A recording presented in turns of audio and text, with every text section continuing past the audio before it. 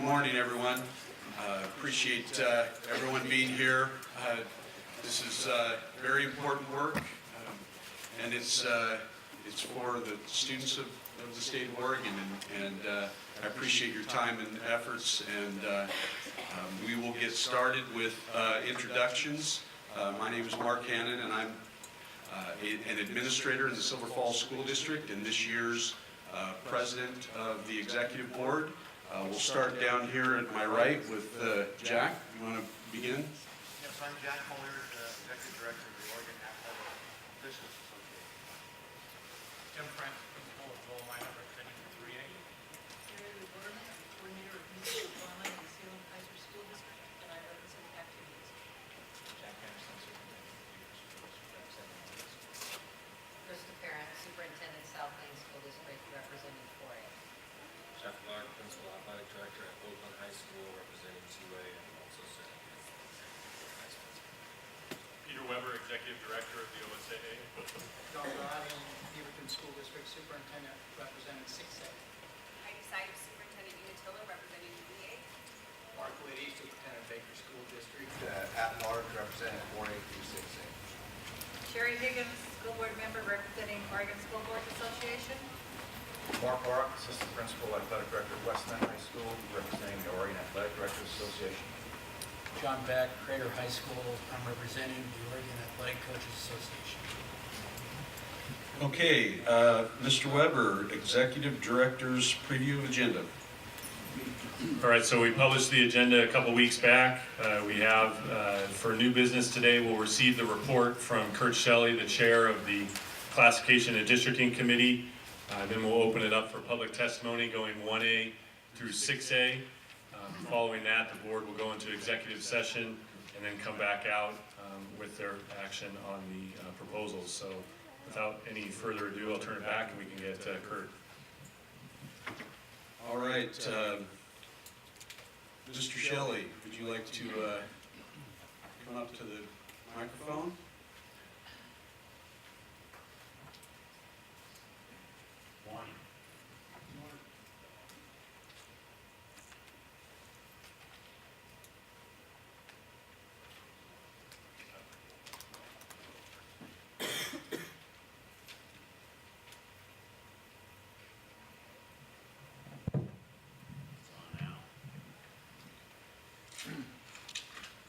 Good morning, everyone. OSAA staff, executive board, delegate assembly members that arrived early, and all enthusiasts here in the state of Oregon to come up with a satisfactory conclusion of what the OSAA will look like for the next 4 years. Better?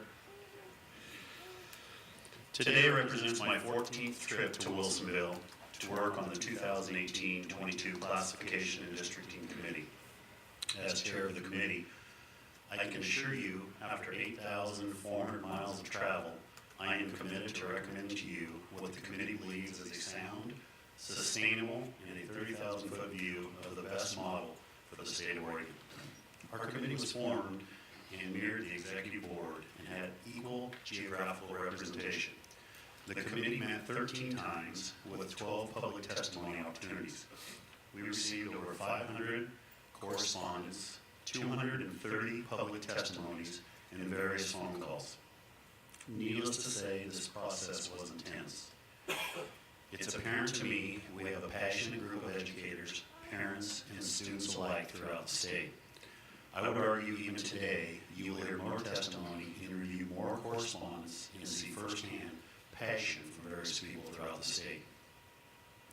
Each of our previous meetings would begin with a closed session to review correspondence, move to public testimony, and conclude with work sessions to form updated drafts. Considerable time was spent to produce each draft.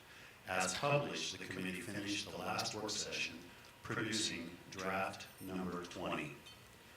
That is the draft the committee feels the most suitable for our current state. I would like to compliment this committee group for working together to tackle these complex issues. Before I continue, I would also like to remind the board and all in the audience the criteria that you, the executive board, set forward. Number one, we were to look at the safety of student participants and spectators, parents and other spectators, and the school and other personnel. Two, we wanted to minimize loss of instructional time. Three, we wanted to minimize the expenditures of school districts in students and parent participants. And four, we wanted to look at school enrollment data.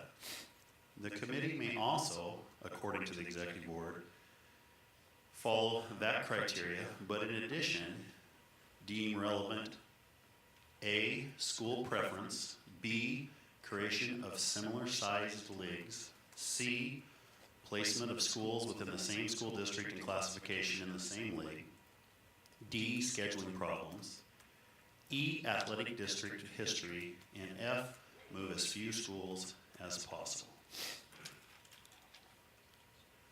This committee attempted to stay within the confines and the four major pillars as decisions were made. The group continuously reviewed the charge of the executive board throughout this process.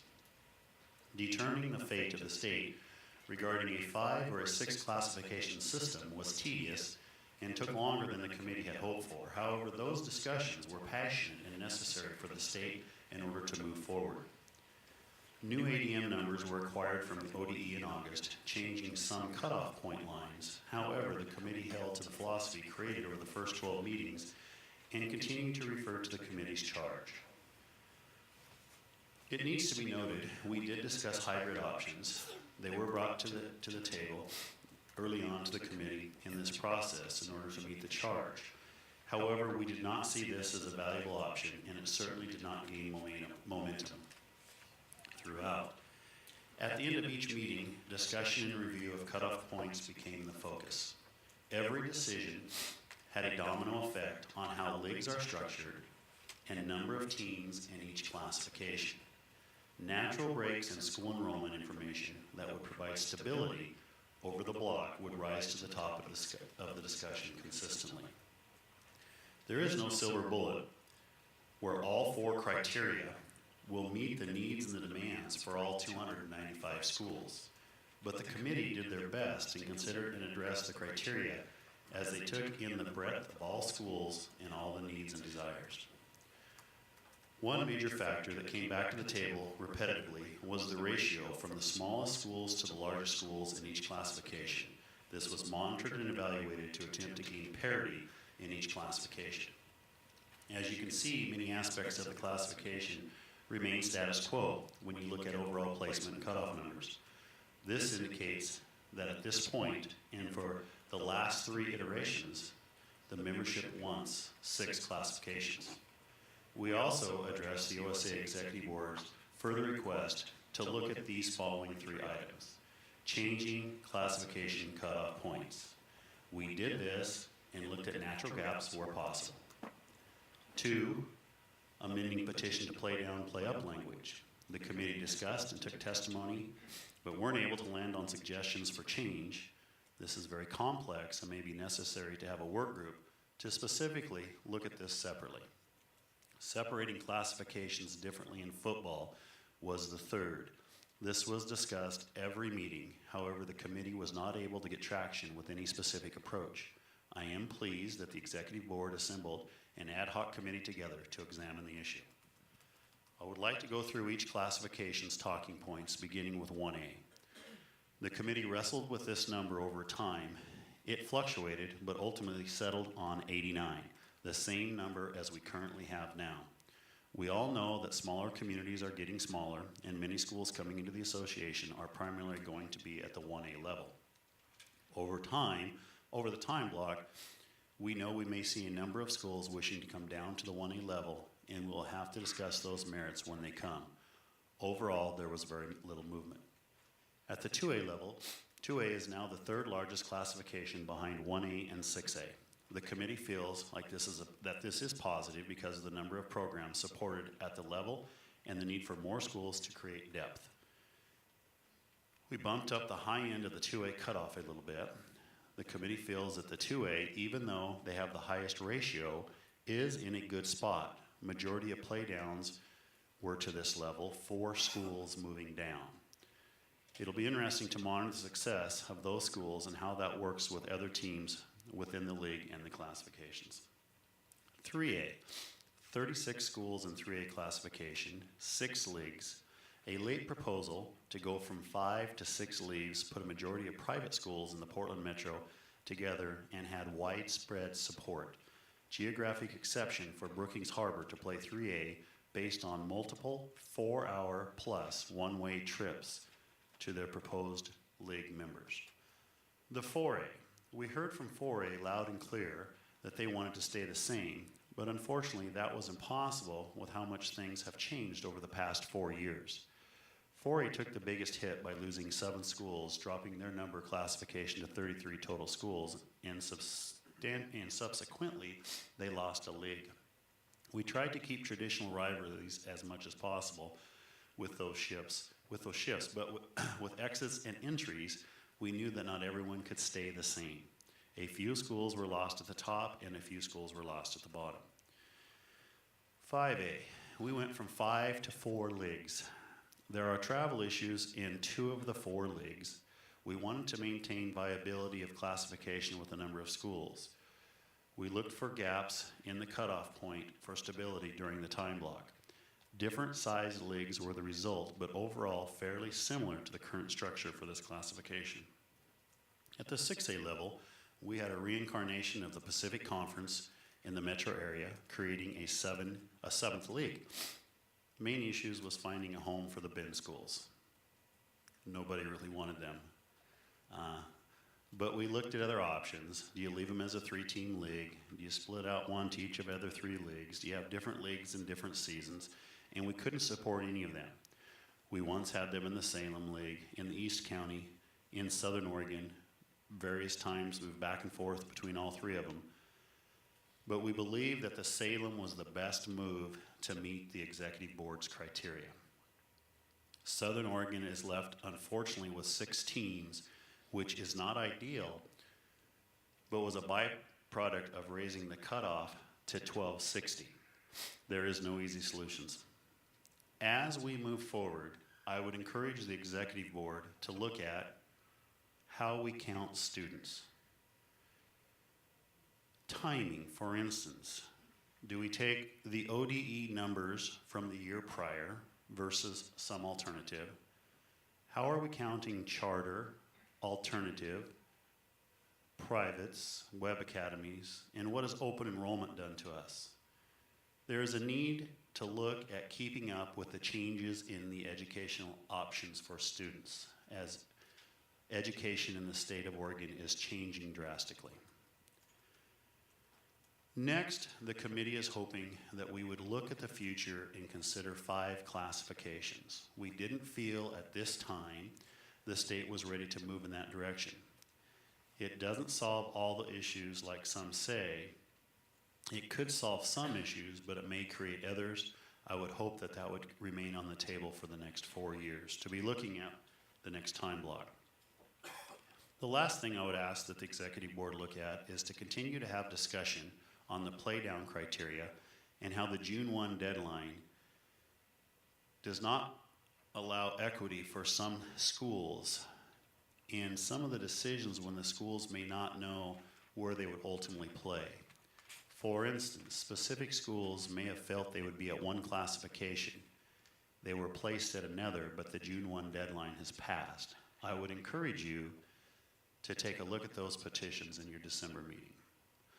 I would like to thank the OSAA staff as it was utilized as a resource. The staff was not involved in decision making, but was rather a resource. Your executive director, Peter Weber, has the state of Oregon in its best interest. We have several seasoned staff members and we have some new faces. I would argue that the state of Oregon is in good hands with the OSAA. And that's my timer.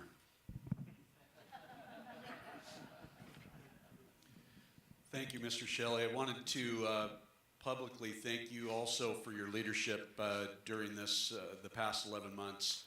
It's a very difficult process, and really appreciated how you handled yourself and the committee, and just wanted to thank you for that. Questions for Mr. Shelley? Okay, hearing none. Mr. President, I'd like to make a motion, but I'd like to make 2 comments before I make that motion. I'd also like to thank Kurt and the sacrifice that you've made in your leadership with this committee. I know that was a big charge. You have a busy job, and so I just appreciate all the work and leadership that you've given to this committee. And then secondly, I'd just like to say to the audience, before I make my motion, this motion isn't approving the recommendation of the committee, but in order for us to receive public testimony, we have to make a motion to receive the committee's recommendation. So I so move on the recommendation. I would second that. Okay, it's been moved and seconded to receive the final recommendation so we can receive public testimony. Any further discussion on that? Hearing none, all those in favor signify by saying aye. Aye. Opposed? Okay. Before we move on to our public testimony, thank you, Kurt. I just wanted to make a couple of quick comments.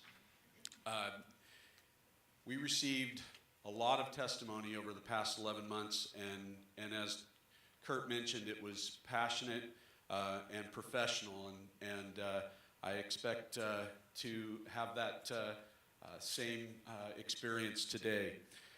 Please keep your comments to 5 minutes or less, and if you are coming up in a group, try not to repeat something that somebody has already testified, and that way we'll be able to move along. We will start, Kyle, where are you? We will start with the 1A classification. Kyle.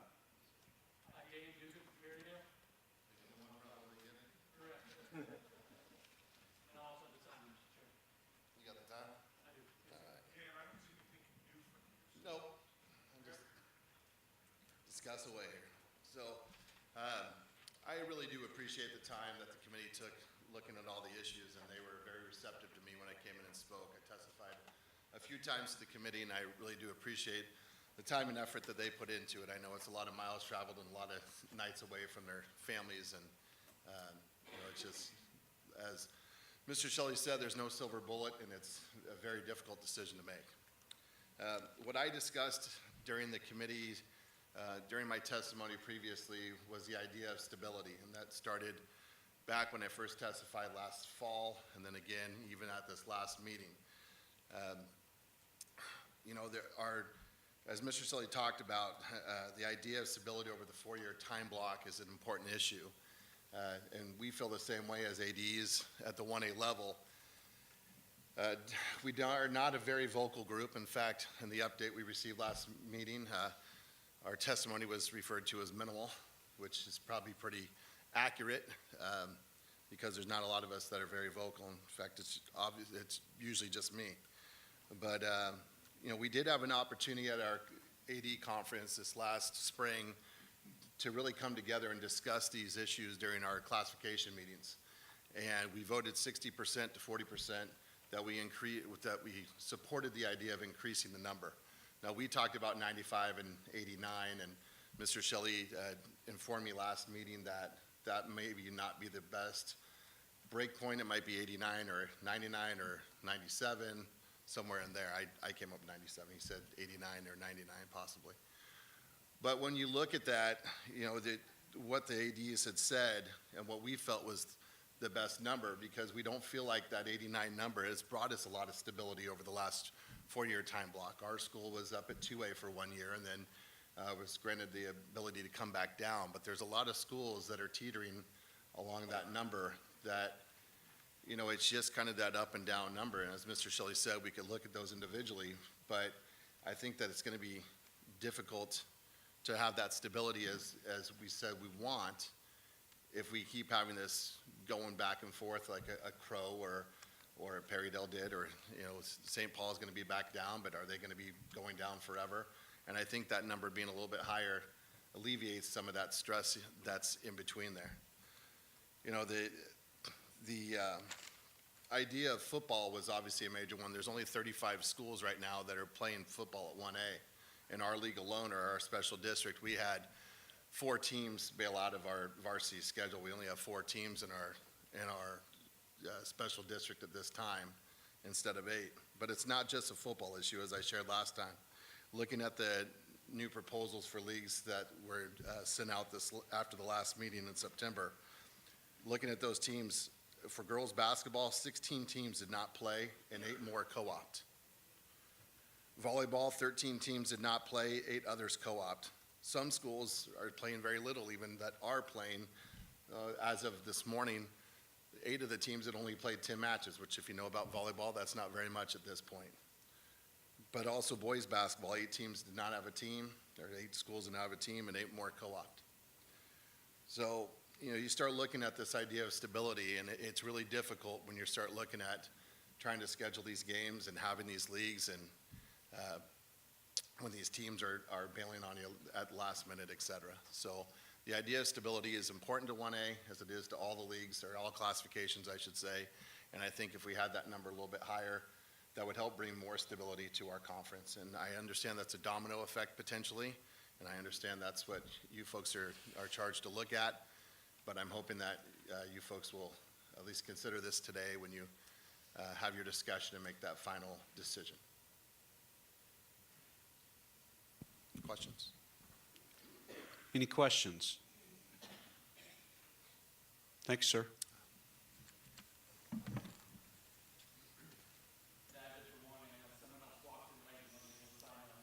Any other 1A testimony? I guess you were right. It was just you. Okay, 2A, Kyle. No one signed on the 2A sheet, looking at the 2A level to use that spot?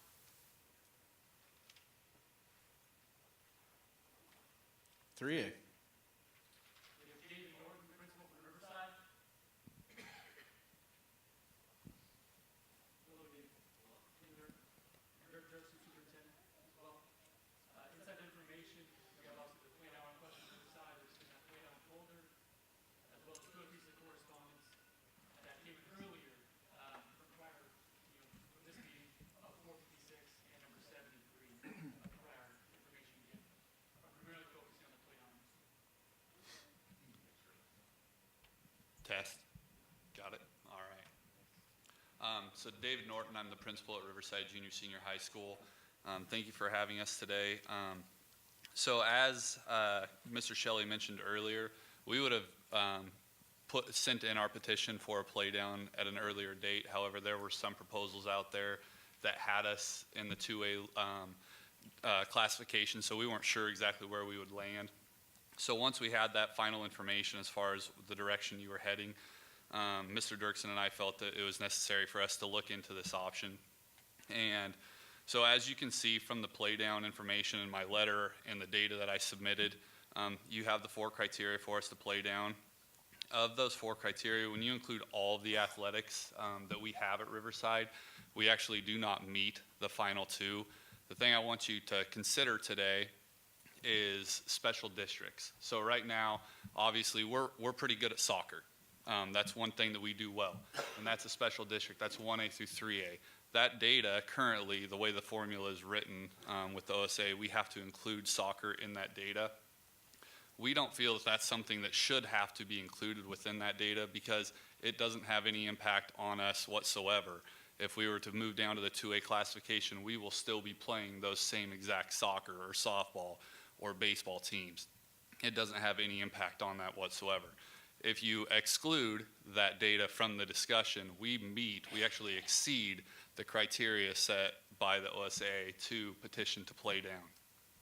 And I have given you that data within my letter and some of the other spreadsheets that I provided for that. One thing that I know you have to consider is the competitive balance within the 3A as well as the 2A. At the 3A level, our winning percentage over the last 3 years is 36%. If you were to move us to 2A, a lot of times people will think, well, they're going to go down there and they're going to win a bunch of games. We only win right now 41% of our games at the 2A level. So it's not like we're going to go down to the 2A level and create havoc on things. We just want the best experience for our student athletes. The final thing that I'd like you to consider really is, Mr. Shelley mentioned it earlier, was the safety aspect as really their number one priority in making this decision. And I want to bring up football with that. For us, we really struggle to get student athletes out to play football in our community. This year we actually ended up co-oping with Ione to have enough players to have a season. And over the last 3 years, we've won 5 of our 26 games. When you're talking about instructional time and not losing instructional time, at the time of my letter when I submitted it, we had 3 concussions on the football team. Currently, we have 7. And with that comes a lot of missed instructional time, because it's not that they have a concussion and can't play sports, it's that they have a concussion and the doctor won't actually release them to come back to the classroom. And so that's a huge aspect that I really want you to consider, that is, if you're not going to approve a play down for all sports, at least consider it for football for us, because it's really difficult for us to continue to field that team. And the safety aspect for us, the players that we're playing against versus our kids that we have walking our hallways, is a drastic difference if you look at the size of the kids, and it's a huge safety concern for us.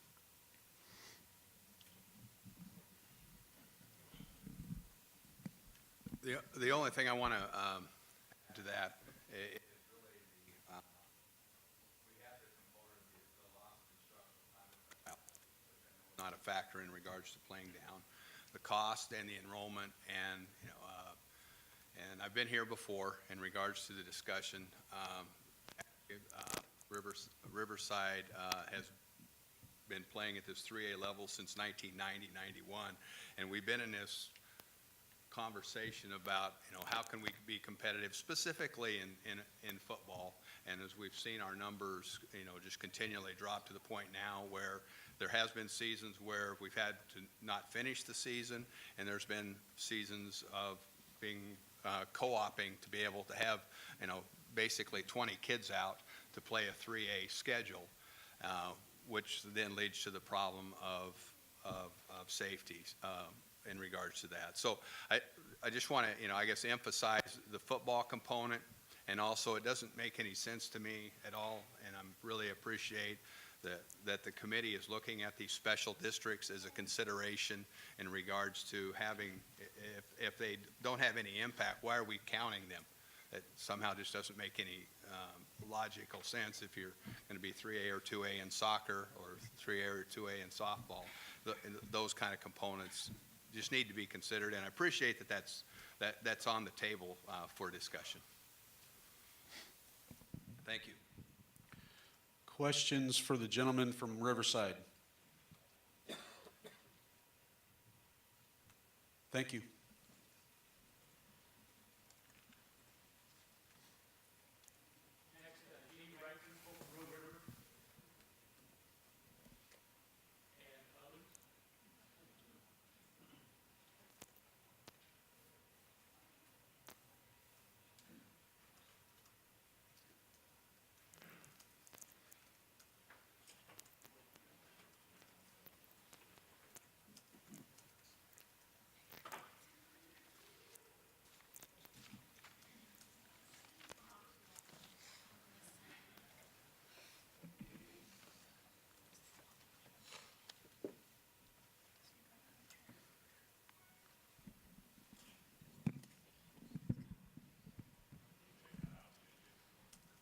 I think I just kind of like to stand.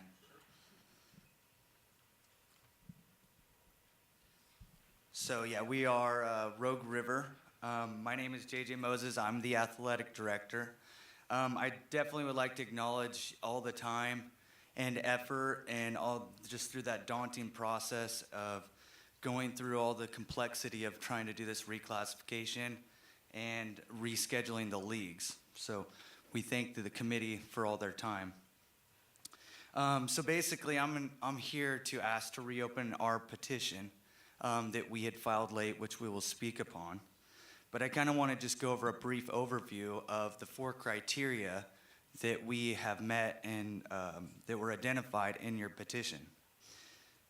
So the free and reduced lunch, we met for all 3 years, over 50%. we found through our data that 82% of the time we were in the bottom 50% of the state, and 61% of the time we finished in the bottom 20% of the state. So when we look at the last criteria, we found that 64% of the time we were winning less than a quarter of our scheduled games. And so I know that you guys have heard our testimony, you've read our petition letter. I just wanted to reiterate that. And what I would like to do is I'd like to introduce a couple of our varsity captains who have accompanied on this trip with us.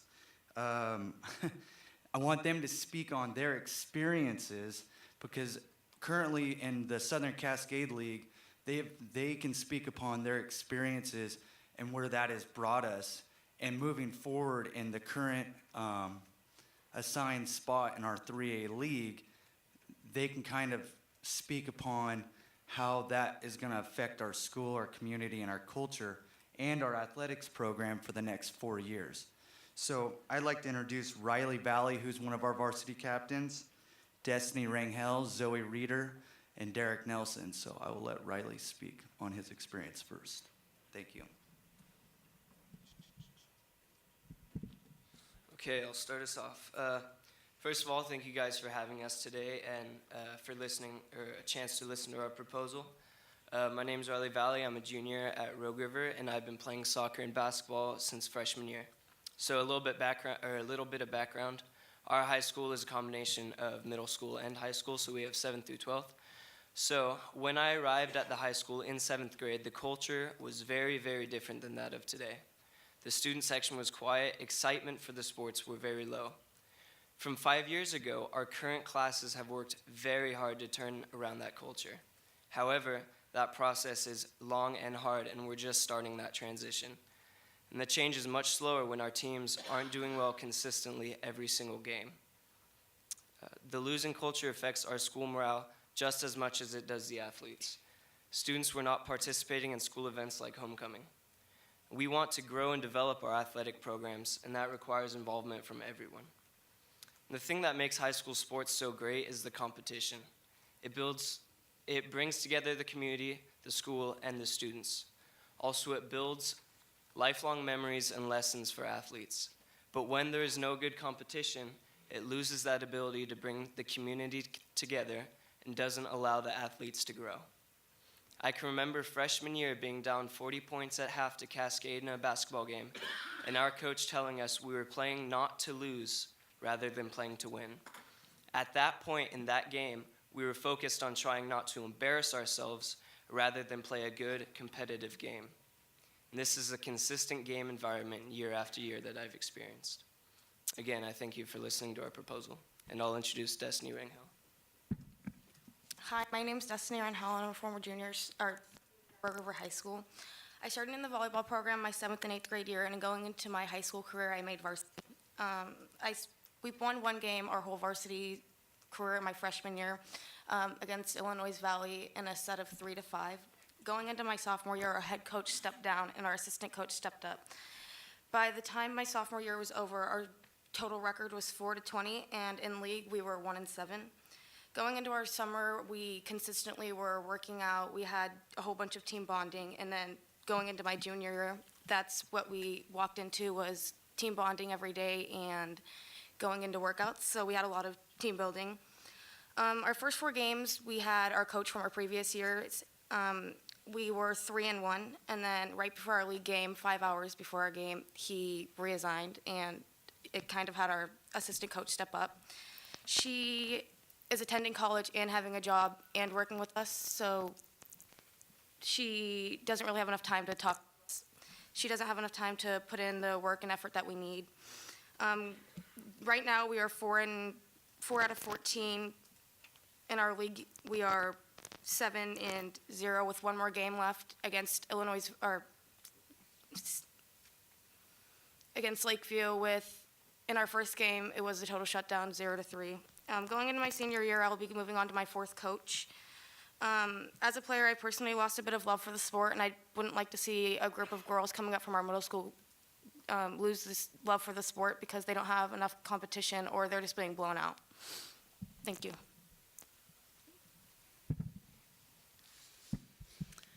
Hi, my name is Zoe Reeder. I'm a senior at Rogue River High School, and I'm a three-sport athlete. The current league we're in, we play teams that we know we're going to lose against before the game even starts. When we know this as athletes, we don't enjoy playing, and our motivation and will to play the game goes down. Parents aren't willing to send their kids to a school where they won't learn and grow in our athletic programs. Parents will send their kids to a school where they win. Yet these schools that are in our league winning have the numbers to have multiple teams. They have the numbers to have a freshman, junior varsity, and a varsity team. At Rogue River, we don't have the numbers to do that. We have multiple students who are playing 2 sports at once. We have soccer players who play football and run cross country, cheerleaders who play volleyball, and basketball players who wrestle. If we didn't have these students playing dual sports, we wouldn't have the teams we have. Within the 4 years for playing for Rogue River, I have seen many athletes come and go from the school due to the athletics. Personally, I have seen multiple girls that play soccer at neighboring schools who live in Rogue River, yet their parents don't send them to us because of athletics. Students leave or don't play because it just isn't competitive enough for them. Yet how can we have competitive games when we know the outcome no matter what before the game even starts? When we know this, our attitude changes. More times than not, we have negative attitudes. When we have negative attitudes, it spreads to the whole team, and then the way we play changes. We play worse and don't give it our all. Why would athletes give it their all if they know they will lose no matter what? Upperclassmen, myself included, have learned to lose gracefully, but it doesn't mean you give up. You give it your all and you stay positive as best as you can. As for underclassmen, they know they're going to lose, so they do give up, and they don't give their 100% effort. When teams win, they have positive attitudes. When athletes have positive attitudes, they end up getting along and bonding with each other. Teams that can bond together tend to play better together. They know what pushes them, what their strengths and weaknesses are, and they communicate. All of these attributes help a team strive to win. But when you're in a league that you will lose no matter what, you can't have those attributes to make you better. Martin Luther King once said, "We must accept infinite disappointment but never lose infinite hope." Rogue River student athletes have most certainly learned to accept and deal with our disappointments, but our hope is currently grounded in being in a league where we are evenly matched, so there is a reason to believe that we might win one day.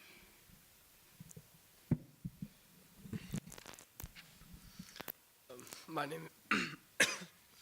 name is Derek Nelson, and I'm a three-sport athlete at high school.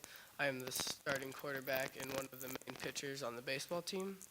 I just want to thank you again for taking your time to hear what we have to say today.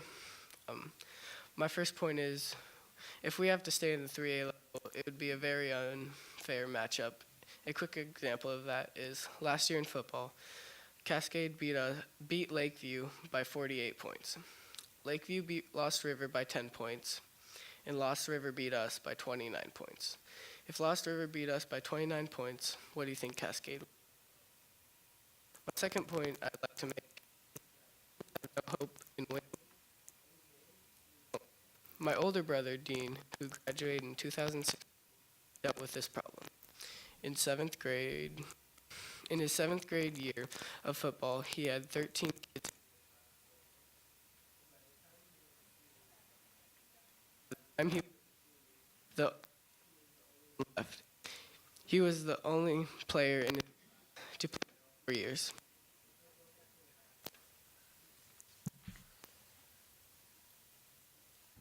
Is this one working? All right. Oh, should I start over? If it wasn't for the fact I joined the team as a freshman, he wouldn't have been playing either. He wanted to quit the team and get a job. My brother and I had 2 complete different experiences with high school football. His experience was he had 3 different head coaches. No one from his class wanted to play with him on the team, and he only won 4 games in his 4 years. This resulted in him not having a brotherly bond that I have with my teammates. I personally have had the privilege to compete this football season. I have felt the brotherly bond a team should always strive for. The reason I feel this has happened is because I have had the same coach since I was in 7th grade. We have dropped to an 8-man independent league, making us more evenly matched. I have a large number of players that I've played with since I was 7 years old. We have gotten the opportunity to celebrate some victories together as a team. We have seen some success which pushes us to strive to be better, hold each other accountable physically and academically. I personally have been recruited by other schools. I've been told that if I have any hope of scholarships, I needed to be on a winning team that gets more exposure. The reason I'm here today is because I want to continue to keep having a successful program through my senior year. that is building character and family bonds with my teammates. But most of all, I want my little brother to have a taste of what I've been able to experience. I don't want him to have to deal with the heartbreak of training your butt off and seeing no reward like my older brother did, or the constant negativity of losing and never feeling the high of a win. Thank you again for listening to what we have to say. Hi, my name is Jill Westlake, and I am the softball coach. Softball has proven to do actually pretty well, but that being said, our league consists of Illinois Valley, Lakeview, Cascade Christian, and St. Mary's. But St. Mary's hasn't had a team in several years now running, and two of which, Ivy and Lakeview, will be dropping down to 2A next year. So really, we play in a competitively 2A standing league. And we generally finish in the top 50% of 4 teams. But once we make it to playoffs, we are just kind of praying we don't get 10-run ruled. And that's kind of disappointing for the girls. You know, we don't have enough players to support a JV program. So on the varsity level, we have athletes that have never played before. So as coaches, we are spending our time teaching them the bare basics, how to throw right so that they're not creating injuries to themselves. We have 213 students in our school. 23% participate in athletics, leaving less than 50 kids to pull from to fill both boy and girl athletics. And like Zoe had said, we have athletes that do dual sports in one season. And so as coaches, we really try to honor that and to allow them to leave practice early, come late, miss practices, even miss competitions, because they're trying to fill that void that the school has with athletics. And so it makes it very difficult to continue a successful season outside of, you know, all their hard work and what they put into it. So I just ask that you take that in consideration. Thank you again so much for hearing us. Hi, thank you. I'll be brief. I'm Ron Heilman. I'm the school board chair. I'm also a varsity soccer coach for the girls team for Zoe and some of our other athletes that are wonderful. And I think this board and I think the committee that did the work for 13 meetings plus and all the travel.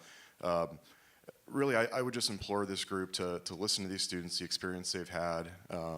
You look at the shakedown and some of the feedback we received from the previous the committee in the last meeting was, they're trying to create a balanced league, balance of 3A, balance of 2A, and for us, I really appreciate where those tough decisions were made.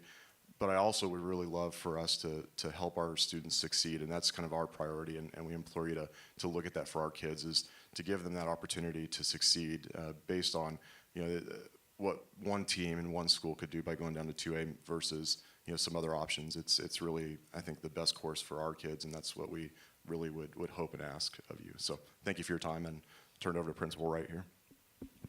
So lastly, in my letter, I've explained why we missed the June 1st deadline, and I want to sum up that was an adult issue and an adult mistake, and by not reopening the petition for us to play down when we meet the 4 criteria, we'd be punishing the kids and for an adult issue.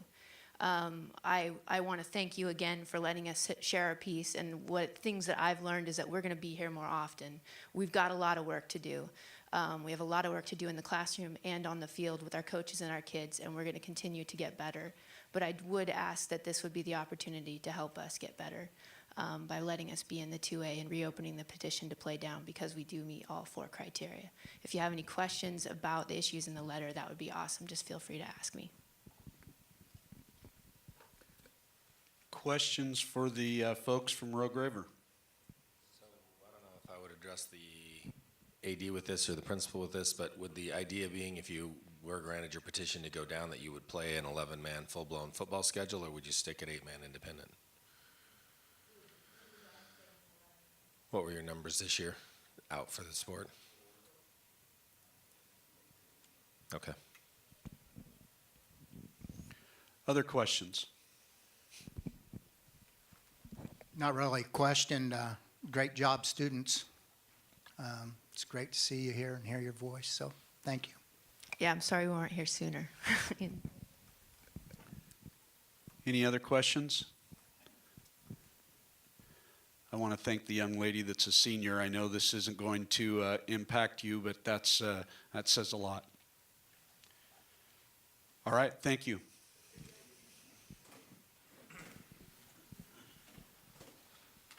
I'll trade you. Thank you.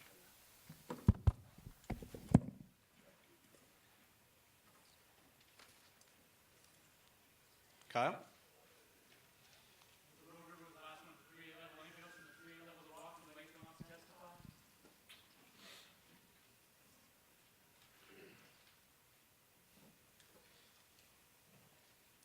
For A.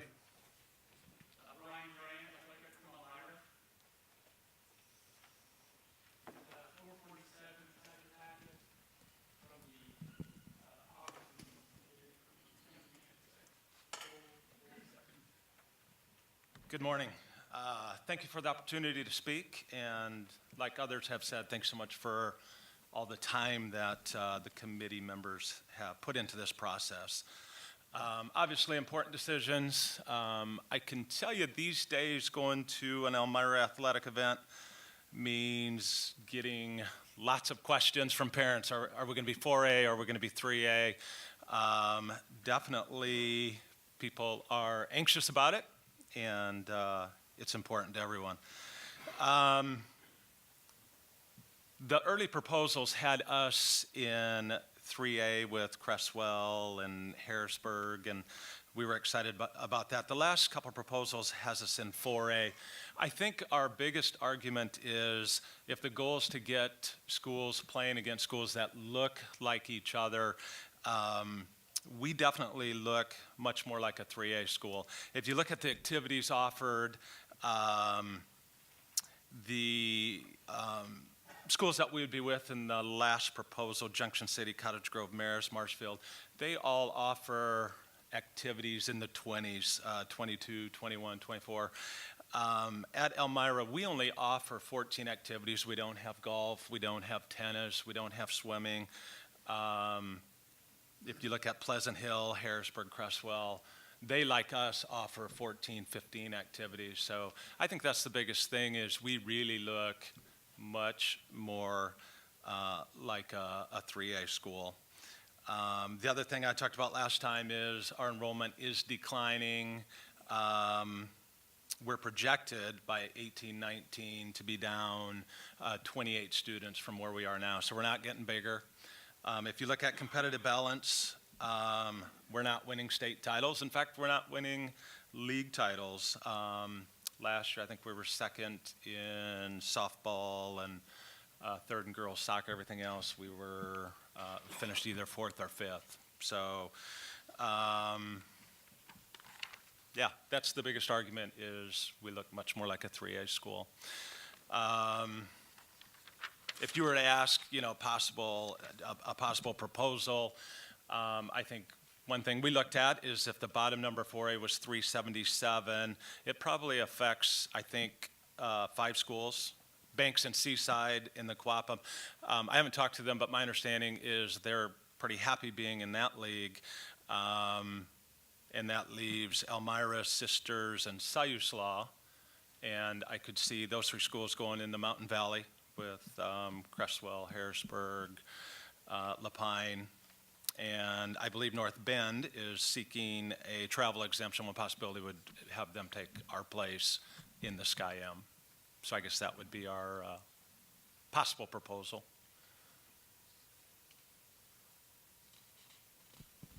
Questions? Thank you, sir. Thanks.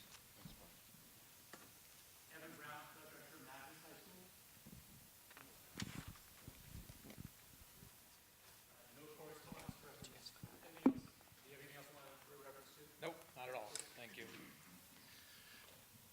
Good morning. My name's Evan Brown, and I'm here as the 4A classification rep to the OADA. I think one of the things that Kurt had mentioned earlier is the 4A has been pretty adamant about a 6-class system and somewhat staying as is. Over the last 5 years, I think the committee heard some testimony that the 4A classification, 30 different schools have won state championships in the last 5 years, which is, at the 4A level, that's currently 75% of our schools have won some sort of state competition.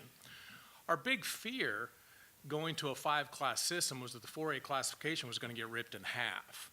And the latest proposal, that's not exactly what happened, but it still has an impact with going from 40 schools, we lose 9 out of our current system. We get a couple of them back down from the 5A, so we're to 33 schools. Well, out of those schools, 75% of those are affected in some way or another, whether it's teams moving into leagues, out of leagues, leagues realigning, whatever the case is. There's 2 conferences that don't have any effect at all. That's the Skyline and the Greater Oregon. All the other leagues are impacted in some way. The North Oregon Coast is a difficult situation with only 5 schools in that classification, or excuse me, in that league. Trying to find non-league contests for those weeks 5, 6, 7, 8, when you have a bye. When you're up in a corner of the state, it makes it pretty difficult to come and find those other non-league, those bye-week contests. This is one of those things that the 4A classification that we really like what we had. And I think the committee heard an awful lot of testimony, and Kurt even touched on that quite a bit. It's not that we didn't want any kind of change whatsoever. We were hoping for some minimal change off of this. The 4A classification is going to adjust. I mean, that's what we're going to do. We're going to make things work, whatever comes out. We just wanted to make sure that people understood from the 4A level, the latest proposal does not feel good. It just doesn't feel good, but we're going to make whatever work, and we understand that things have to adjust, but man, it just does not feel good. That's it, Mark. Questions for Evan? Thank you. Appreciate it. Thanks, Evan. Darren Drill, Matt Thatcher, High University Cascade, number 560. Your tablet's 560.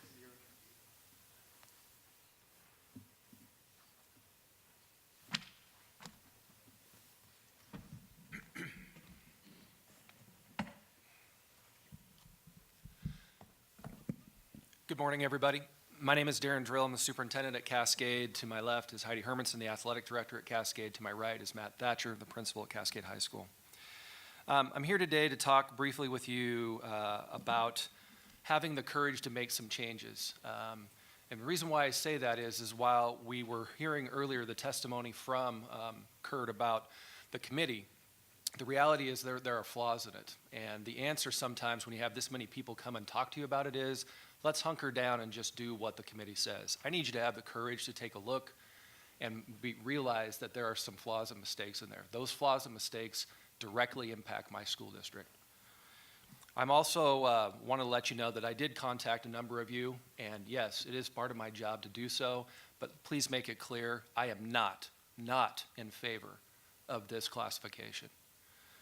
It's very, very clear. We are not going to get the parity that Mr. Shelley talked about.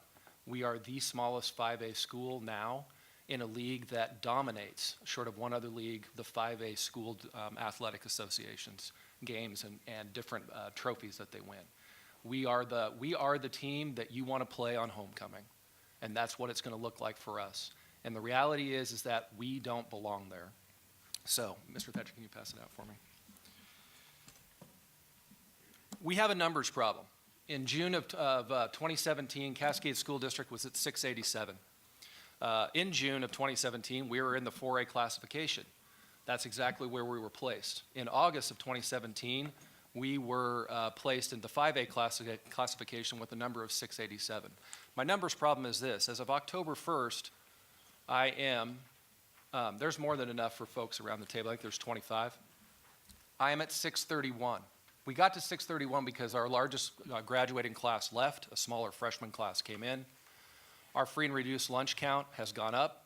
And finally, we have separated our alternative school to an opportunity center, which dropped our numbers.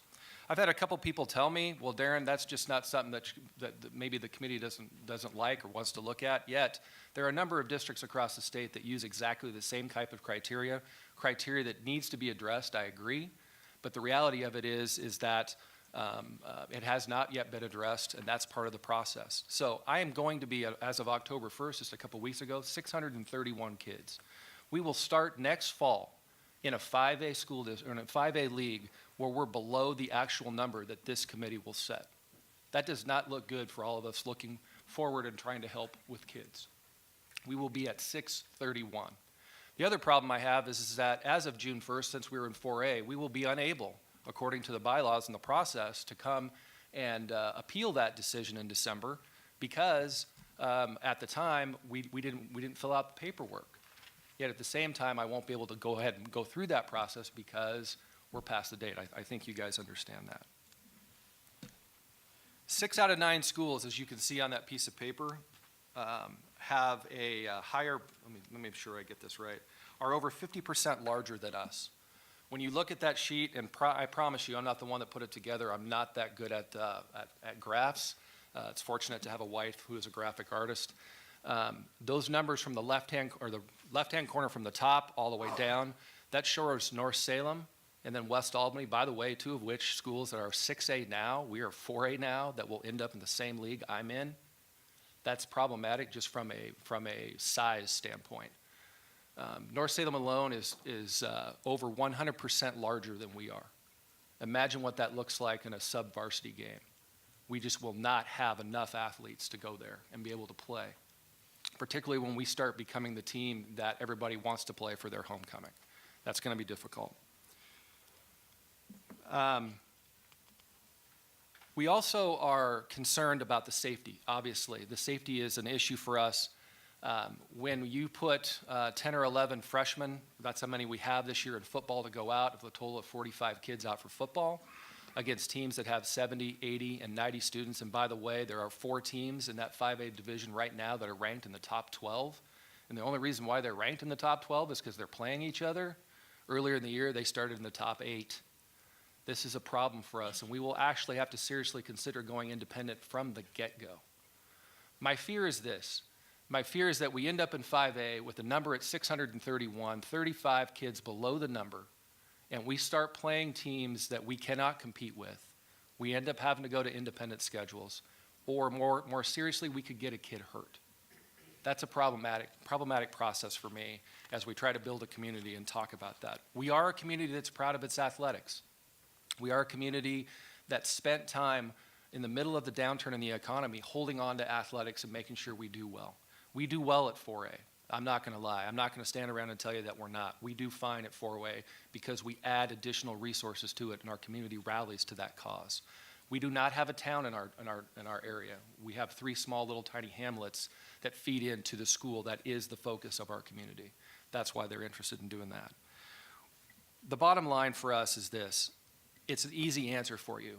You move the number from 665 to 690. All it does is affect us. And while we heard earlier that the balance for 5A leagues and 4A leagues are important, the reality is when you start looking for natural cutoff points, it affects schools like ours. We are in a place where while the natural cutoff point is just below our June number, the reality is that when you look once again at that form where we are at the bottom corner and where the grouping is at the top, we do not fit there. As a matter of fact, I don't want to put Mark on the spot, but at one point in testimony over the year, he said from Silverton, we do not look like you. And we don't. And those are part of the criteria that this association is supposed to take a look at. I'll turn it over to Matt. A couple quick things. I mean, I do respect and appreciate what Kurt Shelley said. I know the committee spent a ton of time and had massive amounts of information.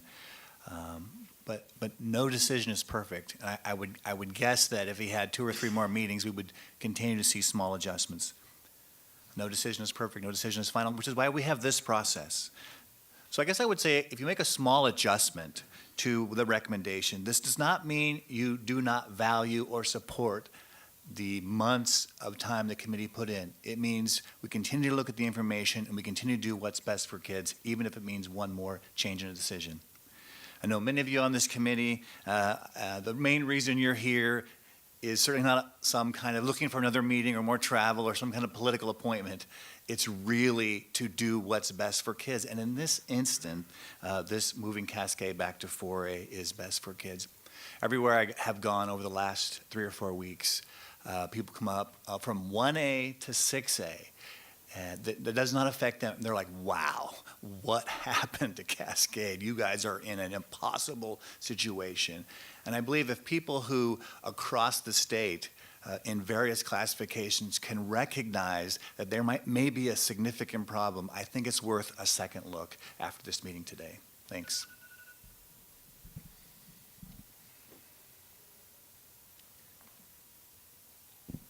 No, we're good. Thank you. Just one clarification. Rogue River was talking about Cascade Christian or Cascade Public. Questions for the Cascade folks? Thank you. Thank you.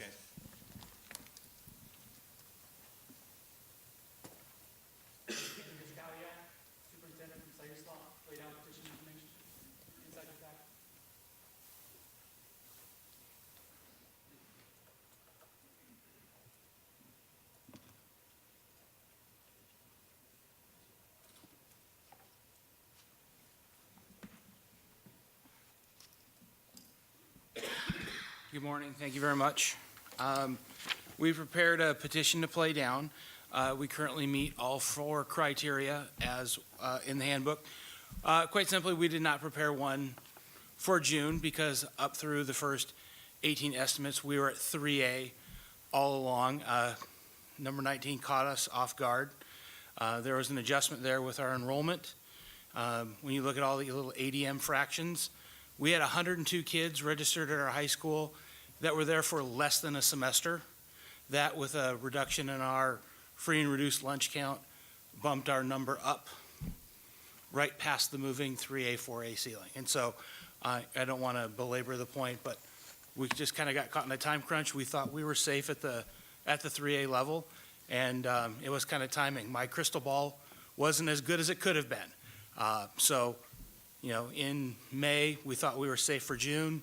Validated numbers came out in July. We had changes that came out in August, and that brings us kind of to where we are today. So we meet all 5 criteria. If you have the time to make the consideration, we would appreciate the petition to play down.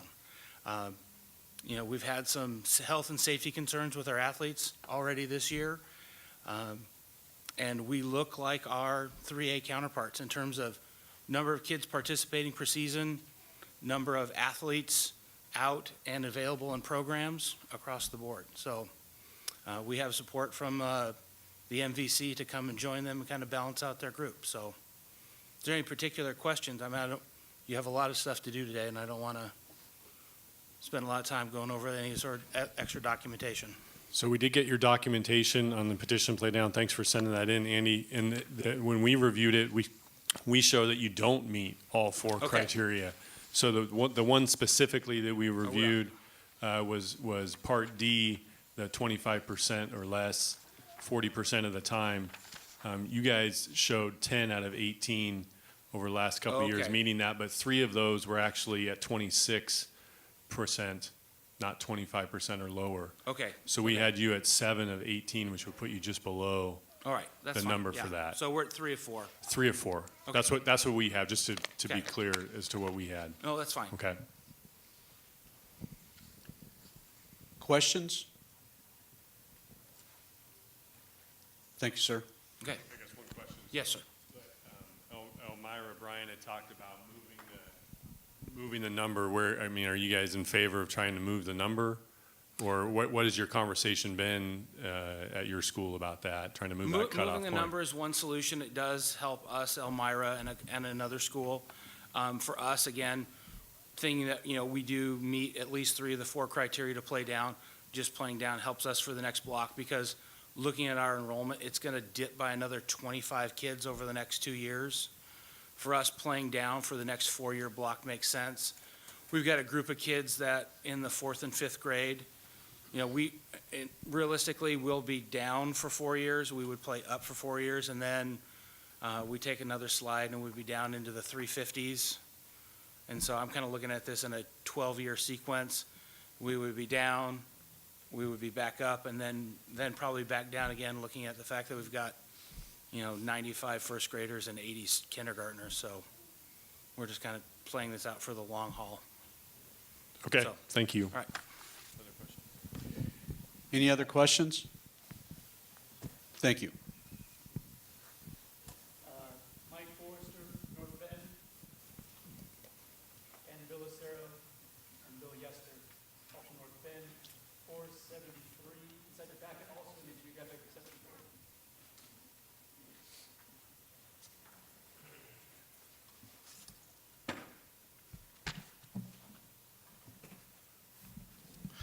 Good morning. We are here to ask for a geographical exception. I know a number of you and your background. I know Tim France from his days in Powers and Don Grodin in Powers. They certainly can attest to the issues of travel. We think, talking to our colleagues from different leagues and around the state, that we do qualify for a geographical exception. We'll go into that and why we feel that. So I have with me Bill Lucero, our principal in the center, and Bill Yester, our superintendent, on the far left. So I want to walk you through what a trip might look like if we're moved to the new league. If North Bend were to go down and play Ashland, that's 190 miles one way from our high school to theirs. If we were playing a basketball game, the JV game would start at 5:30, the varsity roughly 7:30. We would leave North Bend at 11:30 in the morning, arrive there at 4:30.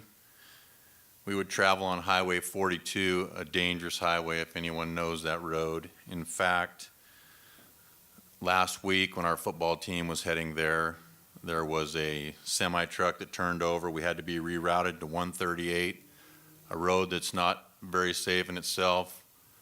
A few years back, our two athletic directors were heading there, one a former. They were in a car wreck. One of them died. It's not a safe road either, but it's safer than the one we're on. Last week, our football team, on their way to play South Umpqua on that same road, our football players had to get out and move a boulder off the road so they could continue their trip. That's what that road looks like. So then we would get down there, we would play our game. We would go over three passes: Camas Pass, Canyon Mountain, and Sexton Pass after traveling Highway 42. We would play a varsity game. It would end at 9 to 9:30. The kids would shower, be done about 10, eat. That would get them about 11. After a 4 or 5 hour drive home, they would get home at 3 or 4 in the morning. Then they would have to get home from the school. That could place some kids home as late as 5 in the morning. And then they would have to get back up. If they rode a bus, they would be catching a bus an hour later. An impossible situation. Currently, we have 6,158 miles in our team seasons. That would increase to almost 20,000 miles in your current draft 20. If we were placed in the Sky-M League, it would be 8,084 miles.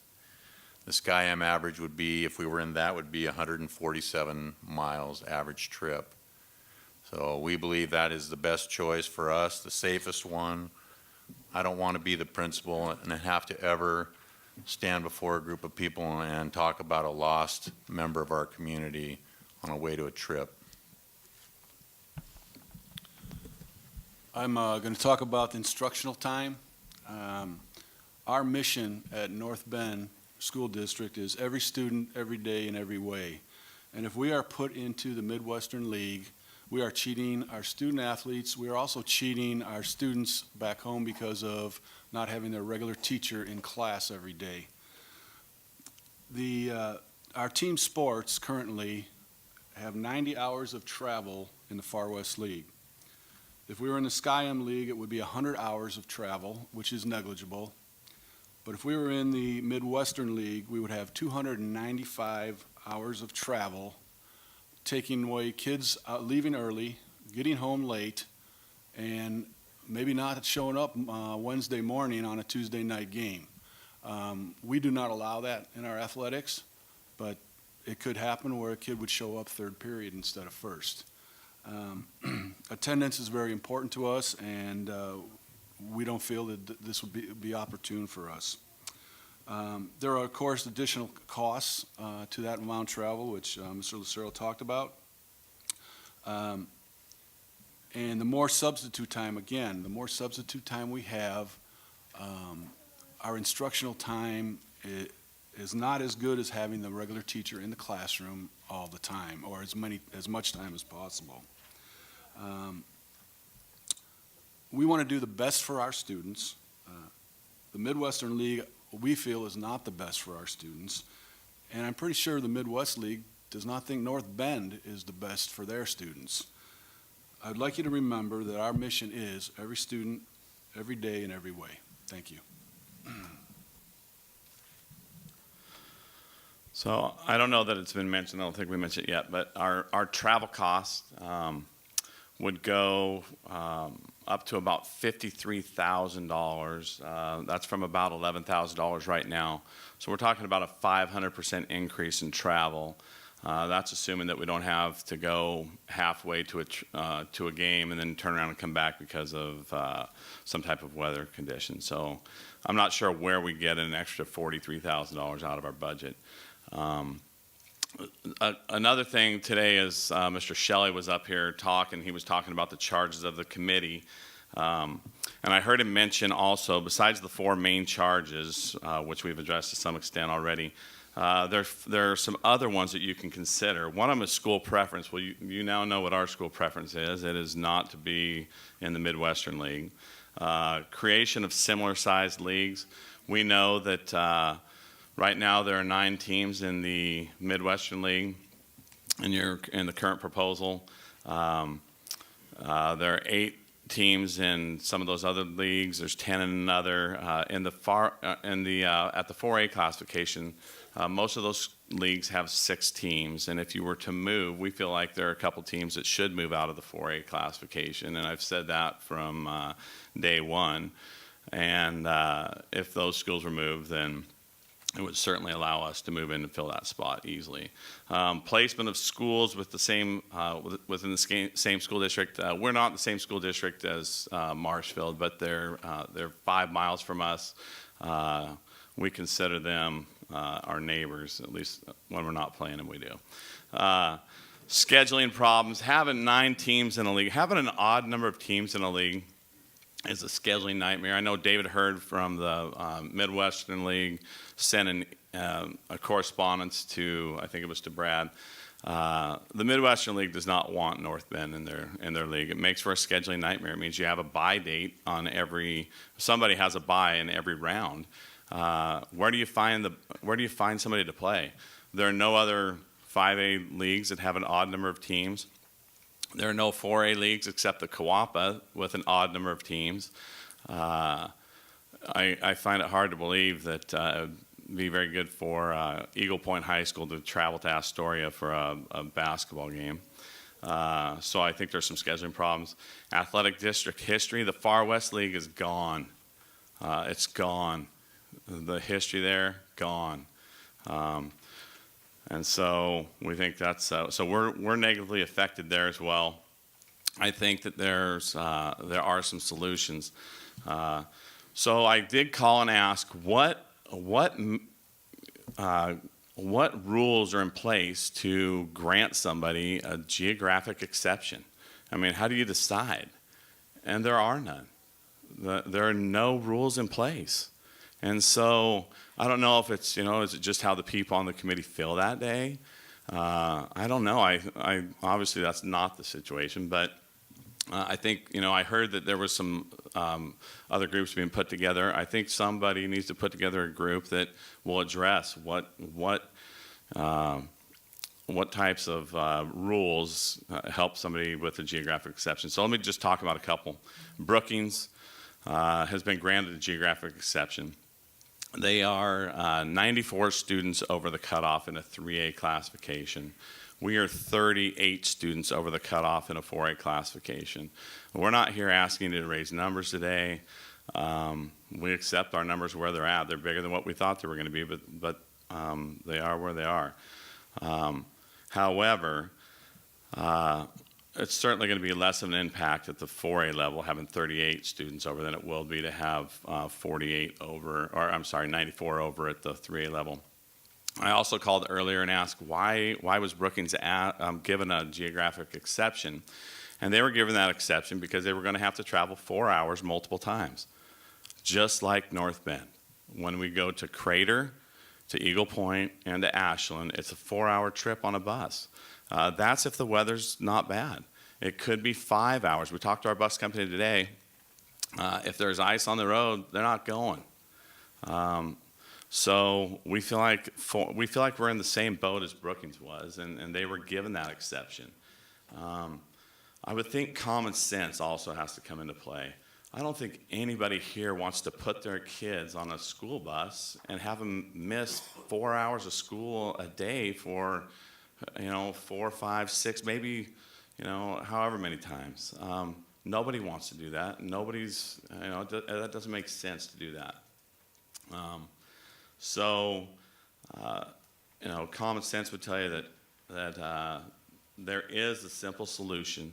It's to move a couple of schools, and I know that that's a domino effect, but I think that you could move a couple of schools and have this geographic exception for North Bend High School in place. Questions?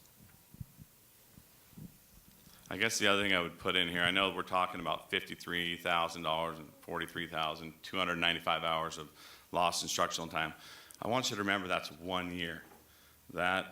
So we're talking about 1,000 hours of lost instructional time more in a 4-year cycle.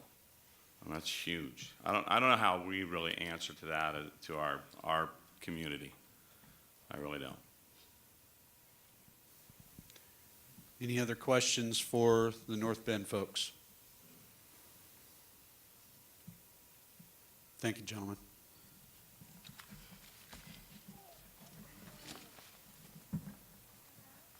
Stephen Brown,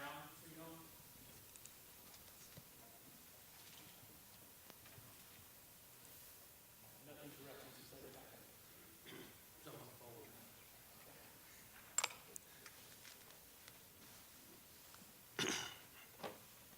I'd like to thank you all for your hard work. I know it was not an easy task. I know there are many concerns by other schools, and I'm here representing Sweet Home. Everyone here has spoken for the best interests of their students. My voice here might be looked as a selfish motive, and I understand that, but I'm here for my athletes in Sweet Home. We currently play all the schools in the league you've placed us in, except for Woodburn, which is much bigger than us, but we are welcome to the challenge. Sweet Home gives us full support to the Final Six classification model on today's website. Once again, I thank you for your time and effort.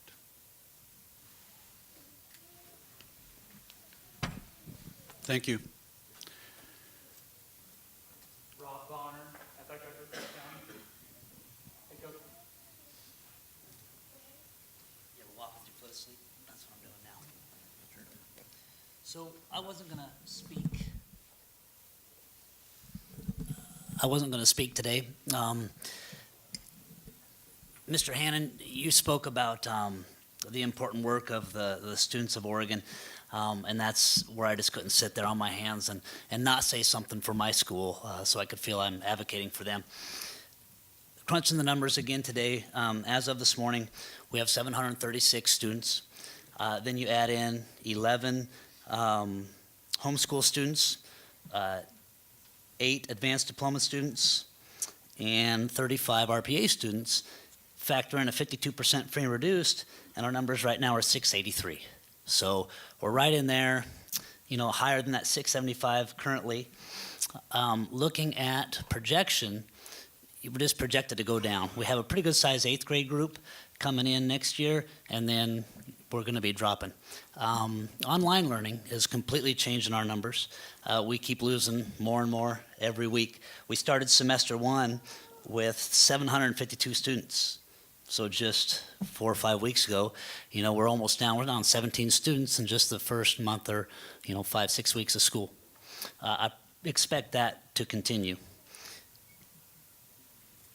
The new ADM numbers on Proposal 19 is what concerned me the most. So we go from a 675 to cap to a projected or proposed 665.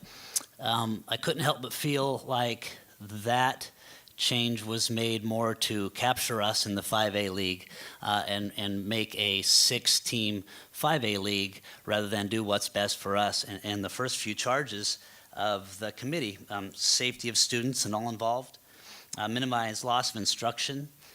We're there with Redmond and Ridgeview. We lose Madras, we pick up Pendleton. Not a huge savings in time or miles. Our school enrollment data is projected to continue to decrease. And probably the biggest reason I'm here today is the last 3 weeks I have seen an amazing increase in our student involvement at sports events. Our student body, led by one individual who decided to get involved, has jumped to 200 kids attending a football game, which we lose miserably. Volleyball is packed. I've never seen a swell of student support like this. It's never been like this in the past, and we're growing things. We have students. We have 42 kids on a cross-country team. We're growing programs. I feel I'm doing part of my job as an athletic director, and I know what's going to happen in the 5A. Those things, although we'll struggle to keep them, we'll keep those kids involved, but it's going to lessen. We are going to go back to suffering to field teams and lower numbers on our sports teams. So like Mr. Brown said, it doesn't feel good, and that's kind of where I'm at. I know what's going to happen in the 5A league. We're not a 5A school, although our numbers, I get it, we're hovering right there, and I wasn't going to speak today because any change you make at this late hour is going to cause you all kinds of troubles, and I know that. But then again, I couldn't sit here and not advocate for my school, so I appreciate your time very much. Thank you. Questions? Thanks. Rob was the last one before. Anybody else before that wishes to speak? Coming up, sir.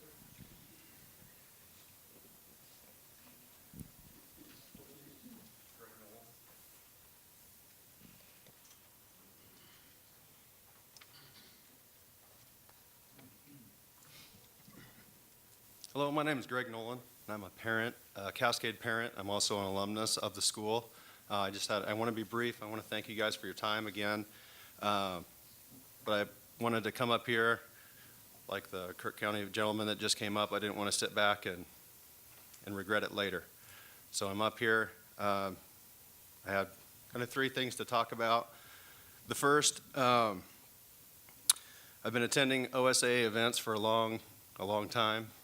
Some of my first memories were one in 1980, Mount St. Helens, and the other was when Cascade won the state championship in that same year. So I've been attending since with my family and my brother. So it's been a huge part of our lives as I was growing up and continued. I work in education. I was a coach for a good many years at the high school and junior high level, so this affects us on many levels. The second thing I wanted to talk about is at the 4A, the difference for us as a family, the difference between the 4A and the 5A level is once you jump to 5A, you lose a connection with Shrine Hospital and the fundraiser with the Shrine game. And that's a huge part of my family. I played actually in 1994 for Mr. Henderson over here. He was one of my coaches. And that was a great opportunity for me, and it was very impactful in my life. And it still is, as one of my children is a patient at the hospital, so it's still a huge part of our lives, and to lose that opportunity for other Cascade kids would be a sorely lost opportunity for them to be able to connect with that great opportunity that helps all Oregon families. It's one of their biggest fundraisers, and Cascade is blessed to be able to be a part of that. And the last thing I would just ask is that you guys be proactive and not reactive. Fixing an issue, putting a school with 630 students in with some of those larger schools and fixing it mid-cycle Doesn't really help the kids that are sophomores right now because they'll be playing against those larger schools as juniors and seniors. So I would just ask you that rather than fix it later or 4 years from now, that you guys make this decision now and have Cascade be in that 4A league as the Cascade superintendent, principal, and AD suggested earlier. Thank you for your time. Questions? Thank you, sir.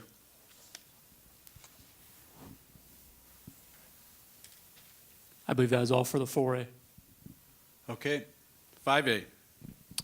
Carl Kemper from Ashland. Inside your packet are geographic exceptions from Ashland is the information from Mr. Kemper.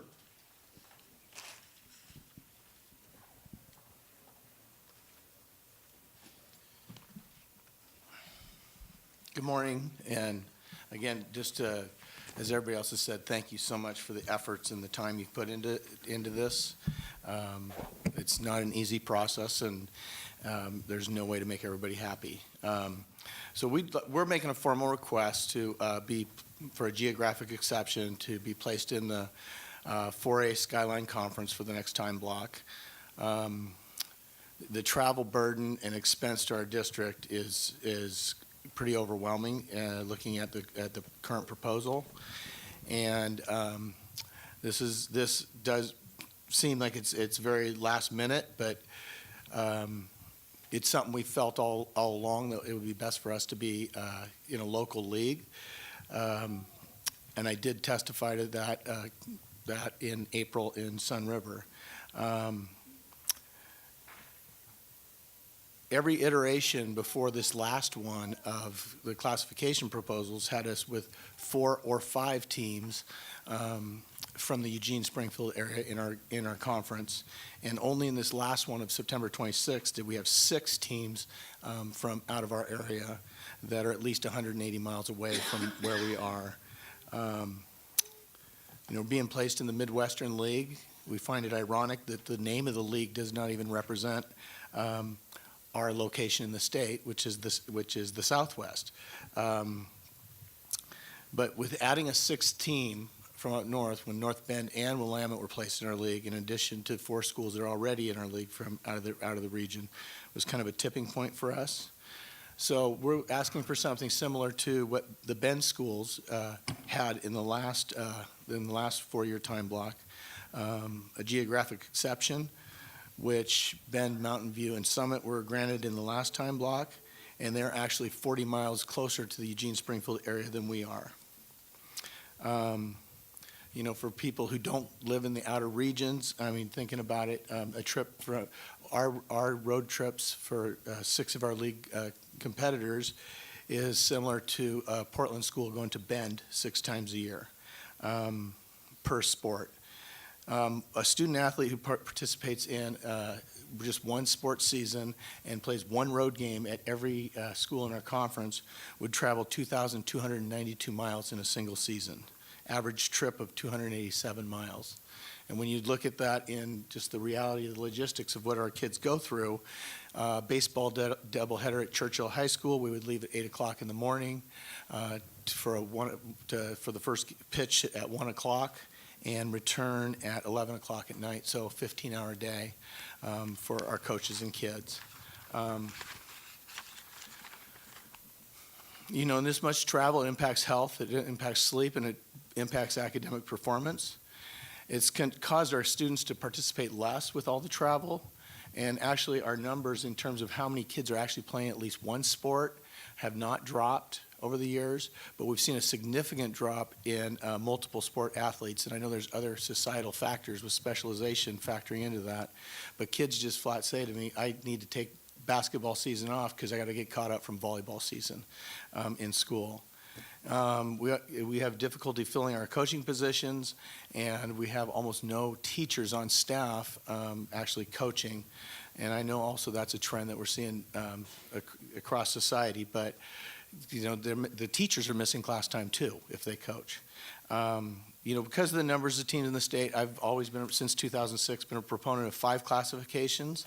I've testified to that multiple times, and I know that that's not what the majority of the state favors, but because of the 6 classifications model, we are an outlier. I know one of the questions is, would the Skyline Conference want us? And I'm confident the answer to that is no. But I don't think that should be a determining factor. We, at Ashland, we were asked to give support to Willamette coming into our league from the Eugene, Springfield area schools. And we, along with Eagle Point and Crater, said no. But as what happens to us is we get outvoted. And so by 4-3, and now it'll be 6-3, but Northern schools to support Willamette coming into our league. And North Bend doesn't want to be in our league, and nobody in our league wants them. We're in agreement on that. So, when you start factoring into like who wants who in each other's league, it shouldn't be a factor. It makes the most sense for us to either be in a 4A conference or even consider being a 3-team conference in Southern Oregon with Ashland and Eagle Point. So, anyway, thank you for your time, and I appreciate your consideration of this and all the other difficult decisions that you have to make today. So, thank you. Oh, questions?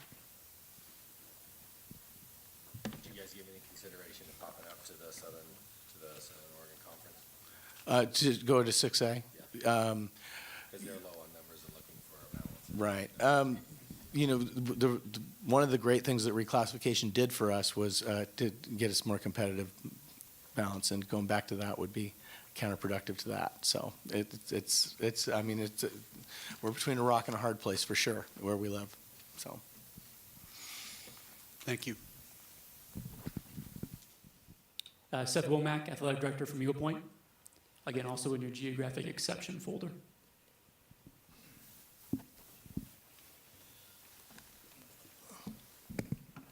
Hello and thank you. Eagle Point's just going to say ditto to Carl, and I'm going to open up for questions. A lot of things that's been said today from other schools, we feel the same way. The increased instructional time lost by our students with this new proposal drastically increases. We're estimating around 367 hours of lost instructional time for our student athletes with Proposal 20. Currently, we have 22 teachers in our buildings, middle schools through the high school, that coach our high school athletics. The number of hours that they would lose in this new proposed league is over 180 instructional class days, 10 days out of that 180 block. So it's very significant. If we were to be allowed into the Skyline League, that number increases down to 113 hours. When we look at the past precedent set by the Bend schools, at the time, Bend High School has 1,558 students. And that's compared to the smallest of the public schools in Oregon in the 5A of 655 in North Bend, North Eugene. Eagle Point has 784, they have 784 more students than North Eugene. So there is a precedent that's been set for the geographical exception. We don't know exactly what that criteria is as well either, and we would like to know that, and what the possibilities for us to get, an exception down into the 4A classification.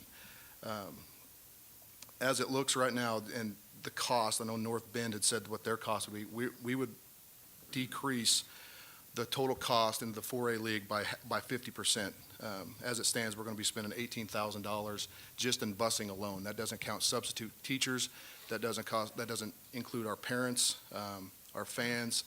It's just busing, $18,000 in the new proposed league. So. That being said, a lot of our points have been made previously. We would like to say also that we didn't petition on that June 1st deadline because of the previous proposals. We were, at one point we were in that Lake of the Woods League, and we supported that fully with Ashland, and then that was changed. And then as the last one came out with the 2 new additional schools in our league, it puts our travel 6 times 3+ hours.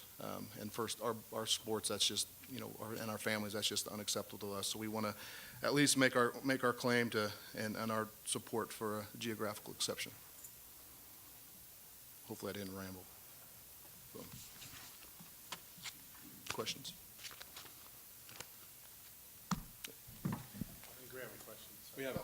So it's just same question. Did you guys consider, because in matching a lot of your issues popping up to that Southern Oregon Conference? We did not consider that. If you look in my packet that I sent, we were actually contacted last November from the OSAA stating that we did meet some of the criteria to petition down. And when we ran those numbers, we meet 2 of the 4. Our free and reduced is over 50%, as well as our finishing in the bottom 50%. We finished at 71% of the time. So we did meet 2 of the 4 criteria. It would not be in the best interest of our, competitive balance for us to jump up into that 6A classification. I think if you look now, even if you take out, our girls softball team, I think we would probably meet at least now 3 of the 4, if not all 4. We are at best in the middle of the road in the 5A classification in our league. So, Okay, no, thank you. we did not consider that. Any other questions? Thank you. Seth was the last one on the 5A sign-up sheet. Anybody else from the 5A classification that wants to speak? Go ahead, come on up, Chad. Chad from Woodburn. Thank you, everybody. Appreciate the time that you put into this. I've put my time into, and I think most of you have seen my face. I was going to just make one comment, but as I'm taking notes, I'm going to touch on a couple other things regarding our school and our district.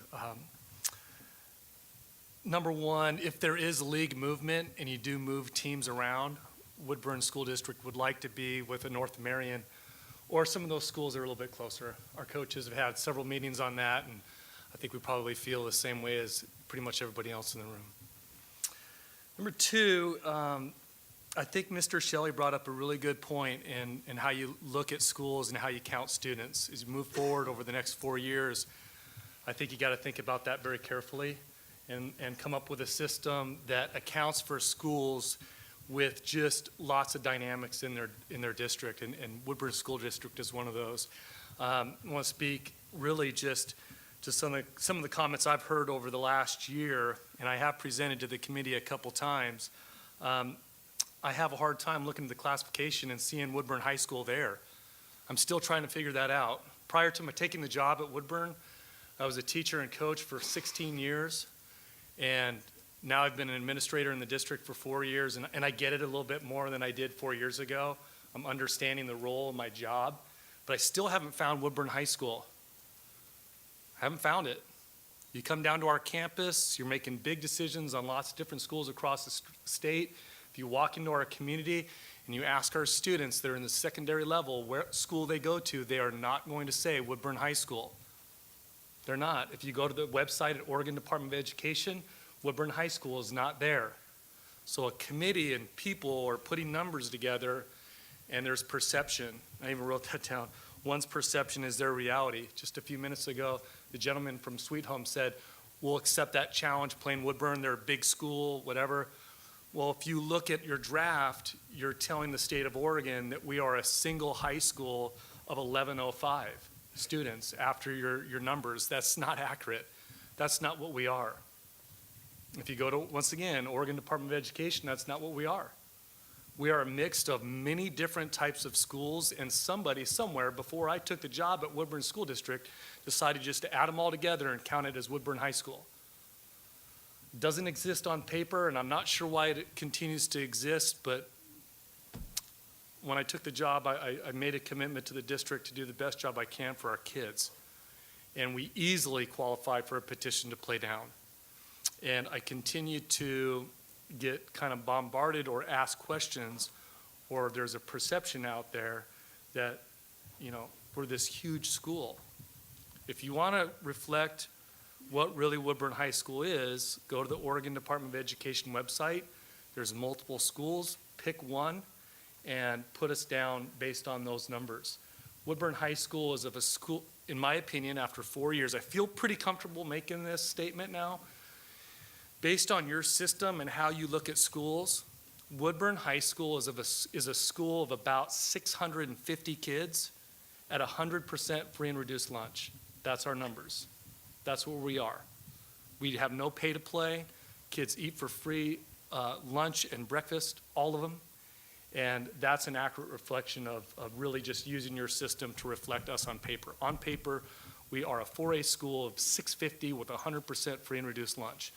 And I just want to just clear up perception for us and for our kids, because as we move down over the next 4 years, I don't want that perception put on our student athletes. It's not fair for people to think that we're a 5A school of 1105.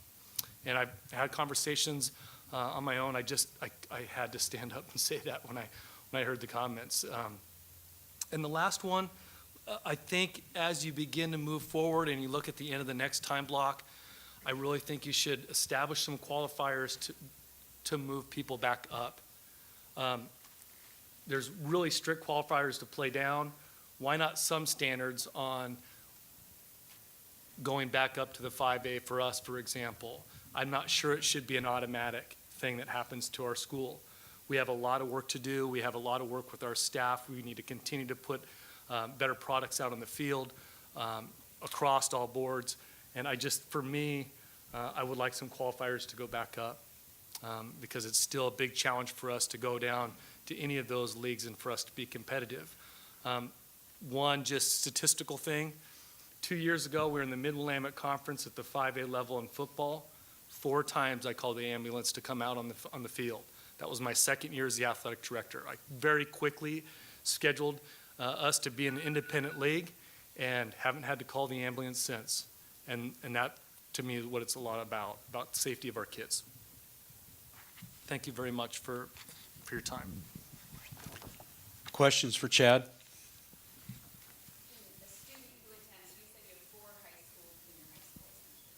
Correct. Okay, so can a student who's attending high school and high school B and high school C all play on the same sports team? Yes. But that's no different than in a lot of other school districts that have the same model. They just look at the numbers differently. We're counting all of our students. Any other questions for Chad? Thanks, sir. Anyone else at the 5A level that wishes to speak? All right, that concludes the 5A, so. 6A. All right, we're going to clump these together to have the conversation be consistent. We'll start off with Kira Daxwitz, a parent from West Salem. She has correspondence 537 and 538 inside your packet.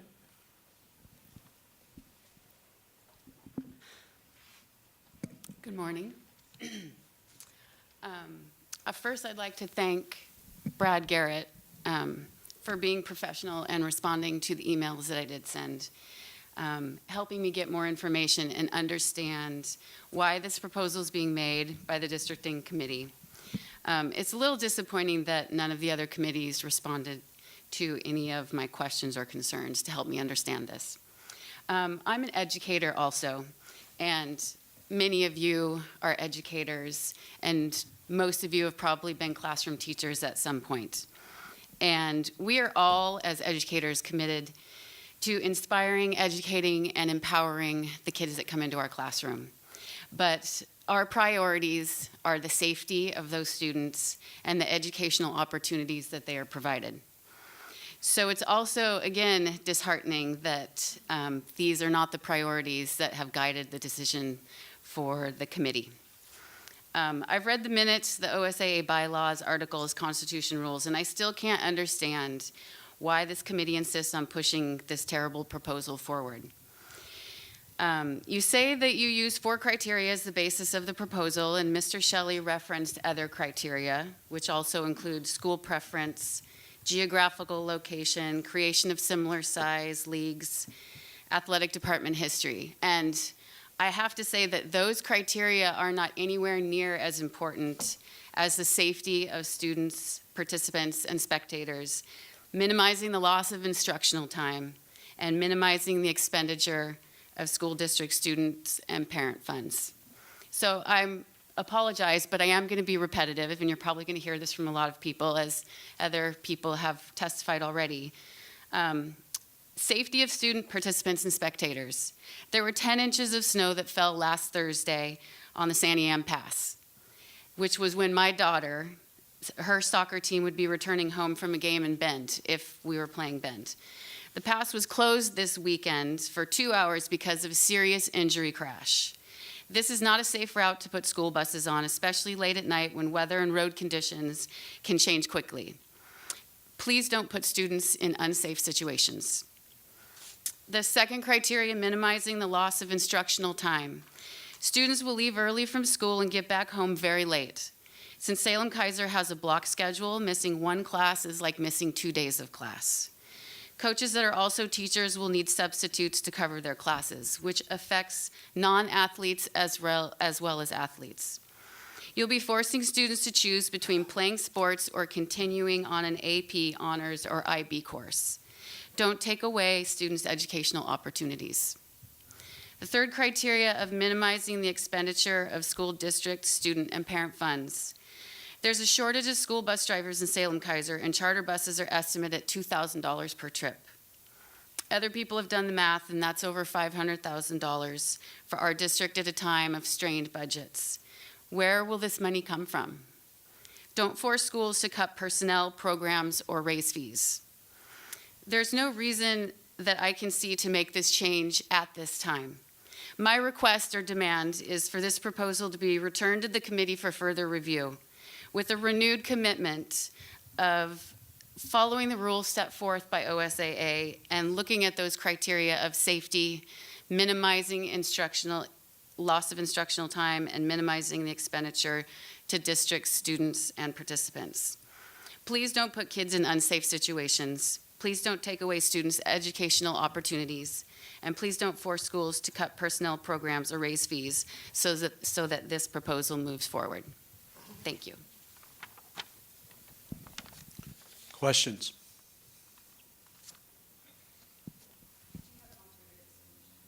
Not to make the decision at this time, and to take it back to committee for assessment.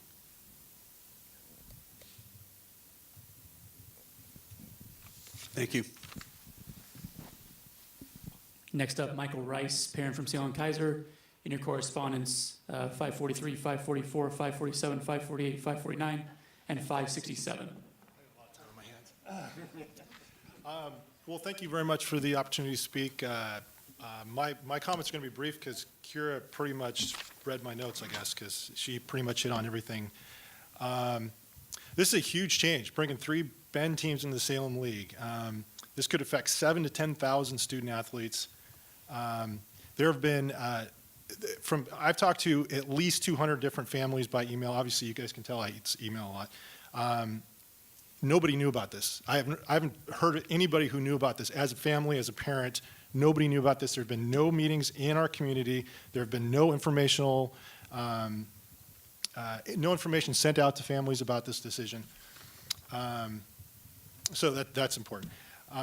Touching on the 4 criteria, there's safety, minimizing loss of instructional time, minimizing expenditures of school districts, and school enrollment data. Kira already hit on all these, but I'm going to go do them anyway.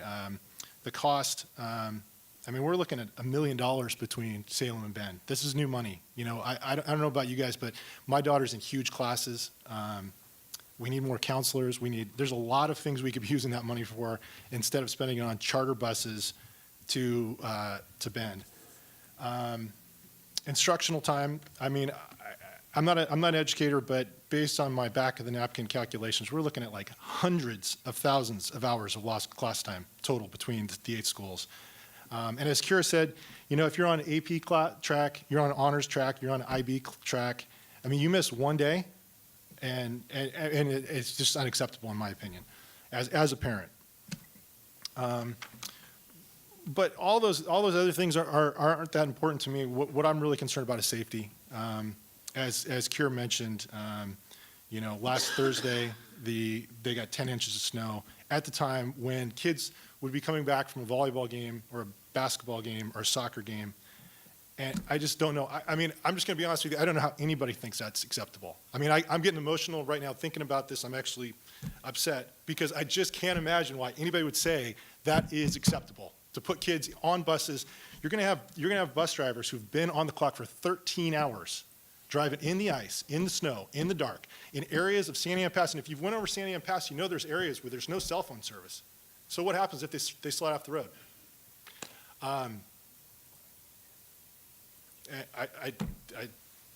Yeah. And I want to quote real quick here. There's an editorial from the Statesman Journal. If academics are top priority, then OSAA must ditch the Salem Bend proposal. And I agree 100% with that. I know for you guys this is an administrative decision. There's been a lot of effort put into this, not including the communities that are affected. We've gotten no information on this. There's been no meetings in our community. I haven't gotten any information. My family hasn't gotten any information. I know there's a lot of stuff that's happened, and it's going to be really hard to change this, but I'm asking you guys to send this back to committee. It's our kids. I mean, I'm completely at a loss how anybody would think this is a good idea. Thank you.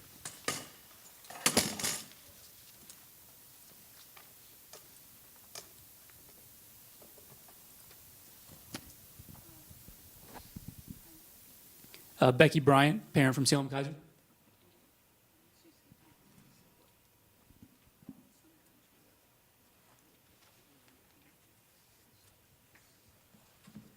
Thank you for taking the time to listen to me today.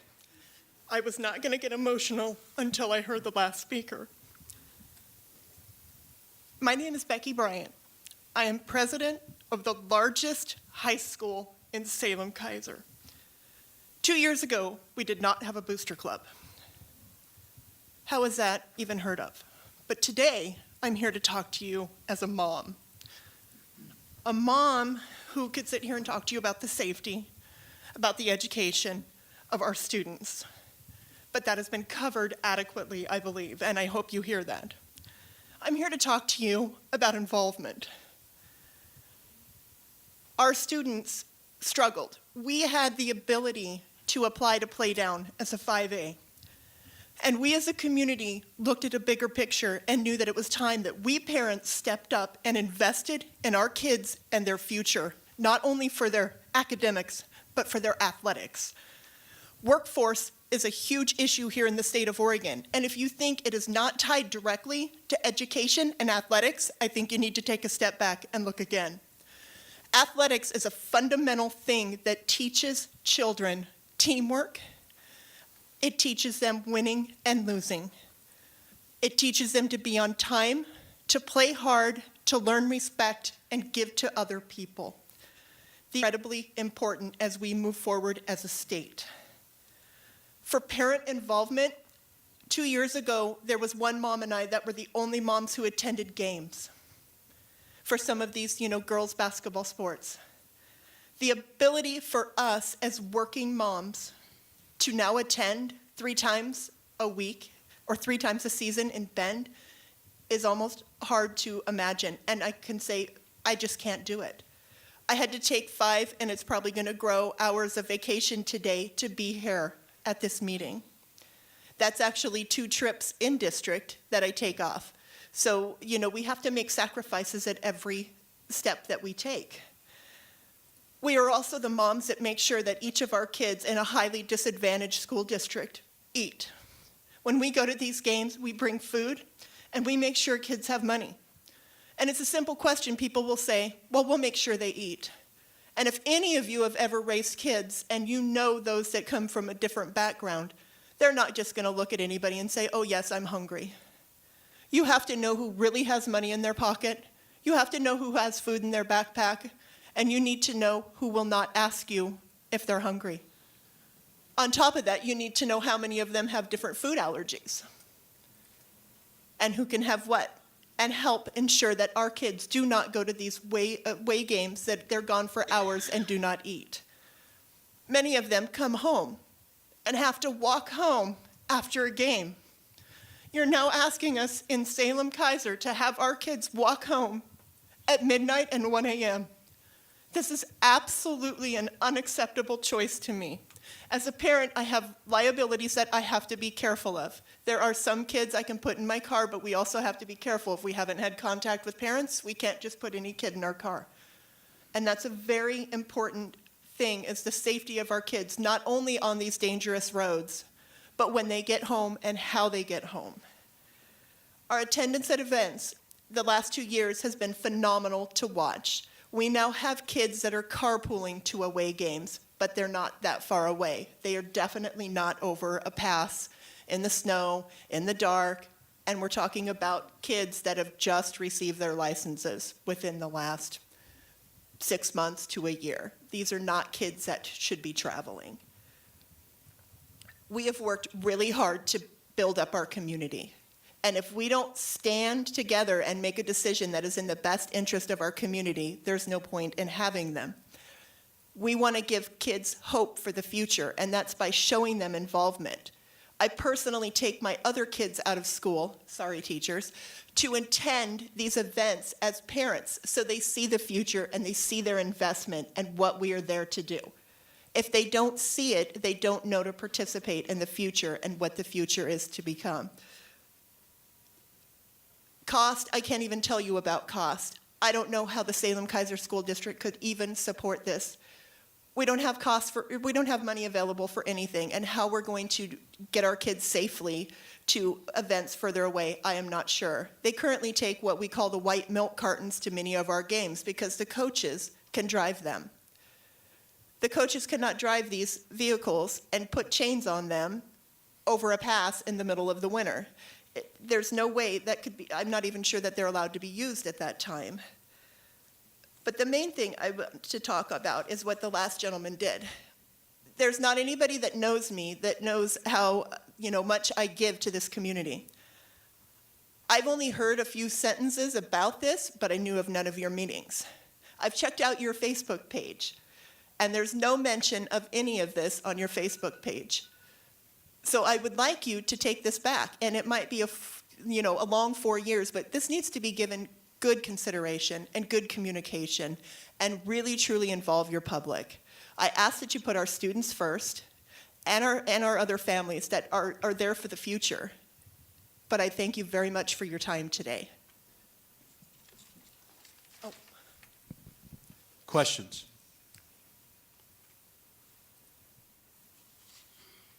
Thank you.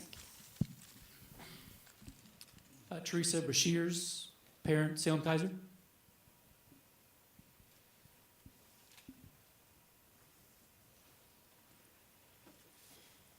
I really didn't want to speak, but I wanted to be a face of a parent, of a mother that has a student at McKay. And they've said it best before me. The overpass, the trips, that's going to be tremendous on our students and the safety. And so basically, I am a face of many that probably would have been here had they known. A lot of people aren't aware of what's going on with the district and the changes. The only reason I'm aware is because I became a part of the Booster Club. And I became a part of these other group of people that want to make a difference in our community.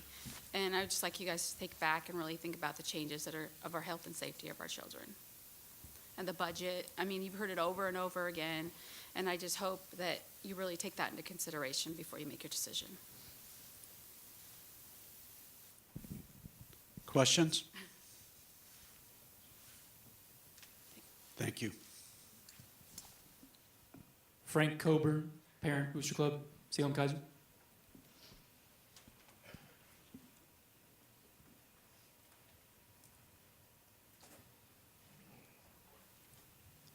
Thank you for taking your time.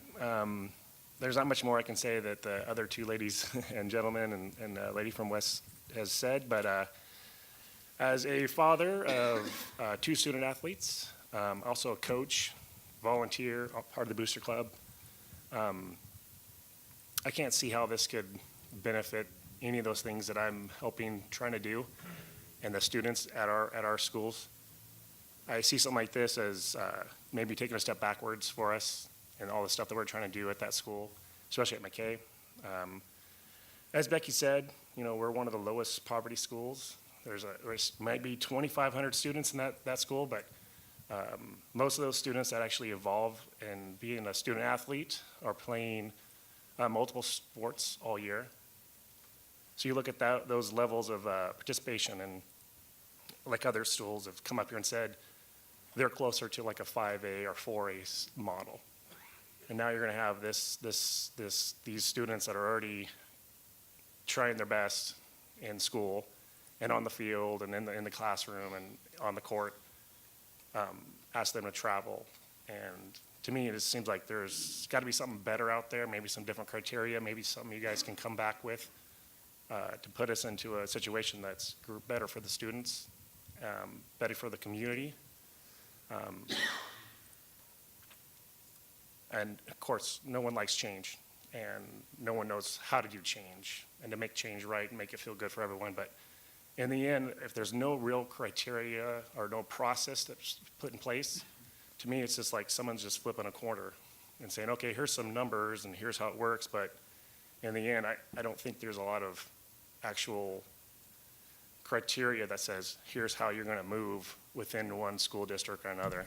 So, and if there is, maybe some of that stuff could be on the Facebook pages, out in the community, so we can actually see that and look at the reasons why this could even be, a deciding factor when you have all these other things you guys have already talked about and other people have talked about with the safety, instructional time, expenses. I mean, yeah, like they said, I mean, if you've been into any of the schools, especially McKay, we just got some sidewalks repoured, luckily because they're tripper hazards. I mean, how can a school district not afford to, travel across when you can't even fix, the actual courts or, all the facilities themselves.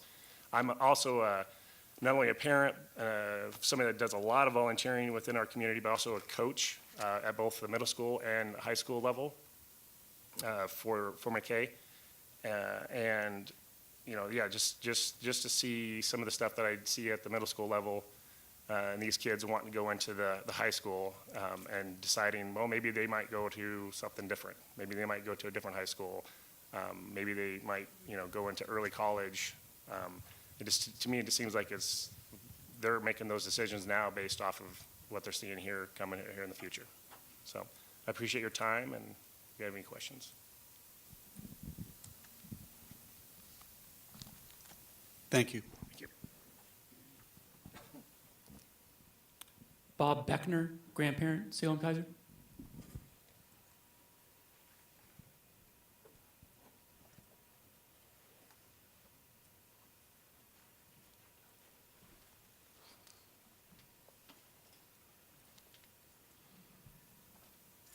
Good morning. My name is Bob Beckner. I'm an agribusinessman in the Jervis area. And why I'm here today is because I'm a grandparent who has some student athletes coming through the Salem School District. I'd like to approach a couple things a little differently. I am a past 40-year ag education FFA advisor at Newburgh High School. And I did have, until recently, a bus driver's license and a CDL. And I've driven bus in some of those. One time, I was one of the last vehicles to come through the gorge because wasn't fun. So I'm going to approach it a little bit differently. If you're old school, Oregon Forestry Program or Oregon Forest Industries is very progressive and is on the leading of a lot of things. If you take a triangle, it's called the sustainability triangle. There are 3 parts. One part is social. One part is dealing with environmental. The bottom, which is the bottom line of business, is economic. To be sustainable anywhere, you have to have the profit. Money is involved somewhere. So that's one of the approaches I would like to take. The other is I have a simple formula, E cubed S. Couple issues. One, obviously economic. The fuel addition for the miles, I'm not aware of. I'm sure there's lots of miles. Driver time, very important. I would assume if I was an insurance company and insuring the Salem School District, I might want a little more premium.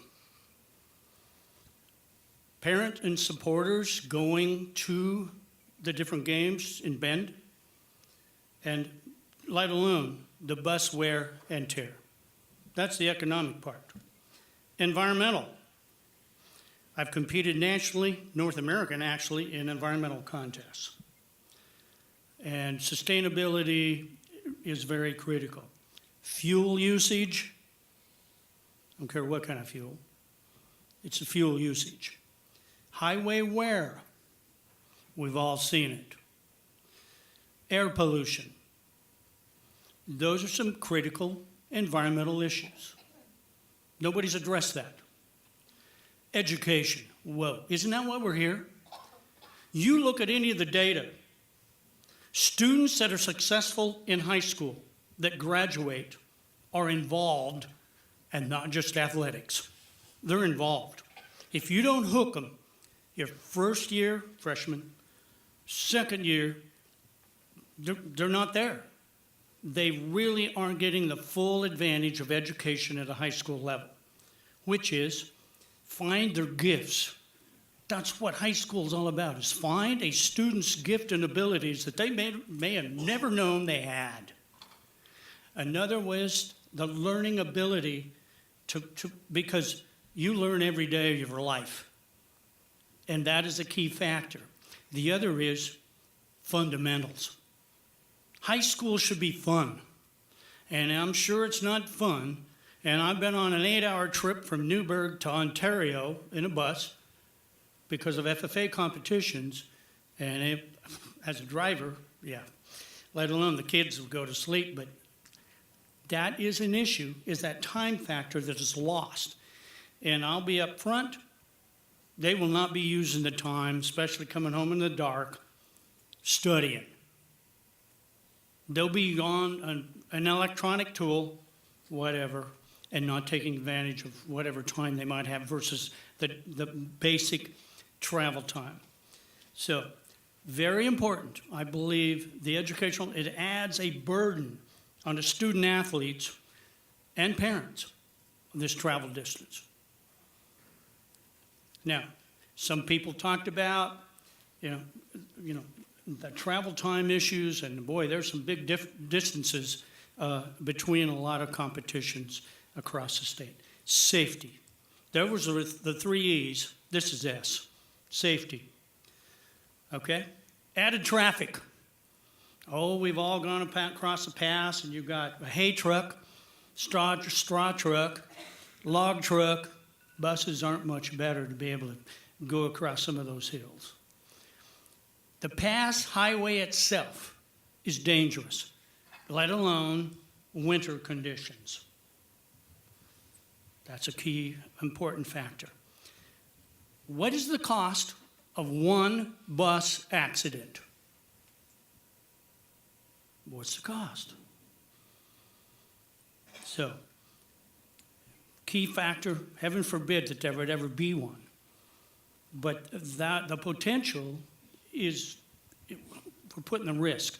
Because there's 3 schools coming this way, and there's 5 schools going the other way. That's a lot of bus travel time and transportation issues. Therefore, I urge your committee to not accept the aspect of bringing in the Bend schools to the Salem School District. Thank you.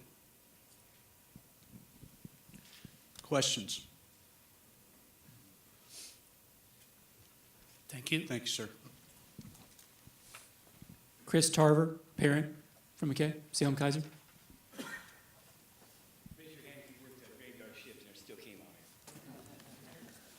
Thank you very much, board members. I really appreciate the time. I want to start by saying thank you. This is the 3rd time I've come to testify on behalf of McKay High School and the Salem Kaiser schools. Secondly, Mr. Shelley and the Classification Discipline Committee, I'm always greeted with a smile. I always feel like they're paying attention.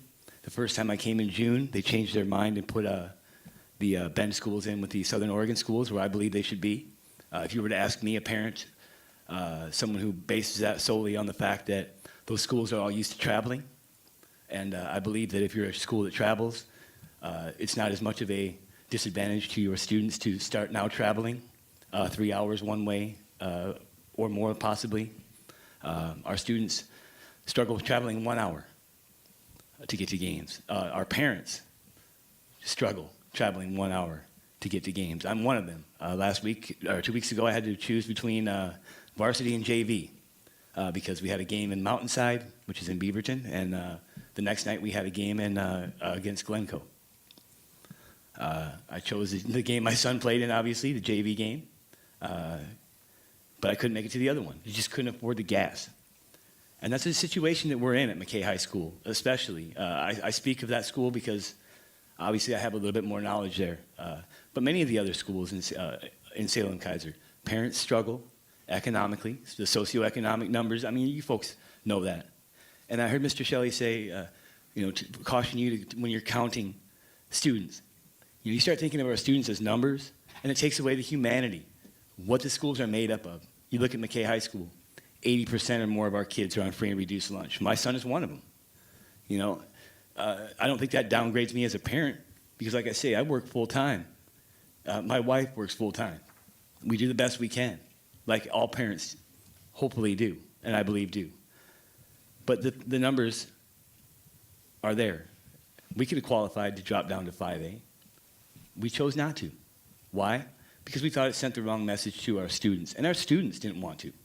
They want to play against kids in their own town, those natural rivalries.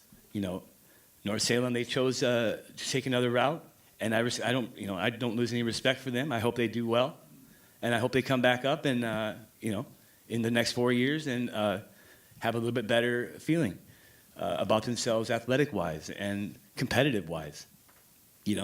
We just fundraised for almost 2 years for our turf sports field. We finally got that completed. This is our first year. I get to watch my son play football on a field that I go to any other school on the schedule and see them play on. There's so many issues, and you folks have heard them all. I just ask that you really look at our kids. Look at the kids in our district. Look at the numbers. Second poorest district, second biggest district in the state. And that you folks consider that. I know there's no perfect answer, obviously. You've been working at this for a year and have had so many different, changes here, first in here, first in here. I understand that. Being from a town in South Dakota that was very small, I drove on a bus for 2.5 hours a few times in a blizzard going to play matches. But those folks knew how to drive those buses in those conditions. They were traveling schools, and they're used to traveling. All roads are difficult when it's icy and snowy. Like I say, there's no right or fair answer. I just ask that you consider all these kinds of things when you make your final decision.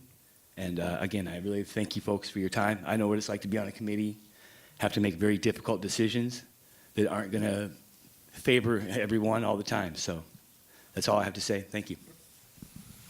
Questions? Thank you, sir. Get some rest. Thank you again, yes. My wife drove, so.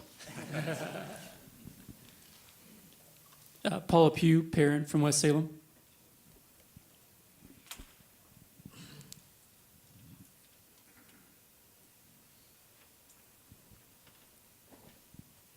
Thank you. I just wanted to mention everybody has covered everything adequately from Salem-Keizer, but a lot of our kids also work on weekends as well. I know our 2 boys that are involved in athletics.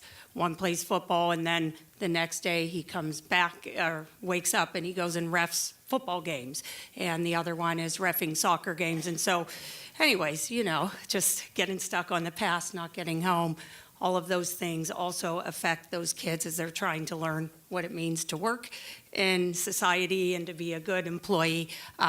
So you've heard everything else about the safety and the different concerns, but the working thing is a big part in our house, and I see that being impacted by this decision. So thank you. Thank you. David Brown, Booster President, Sprague High School, Salem Kaiser.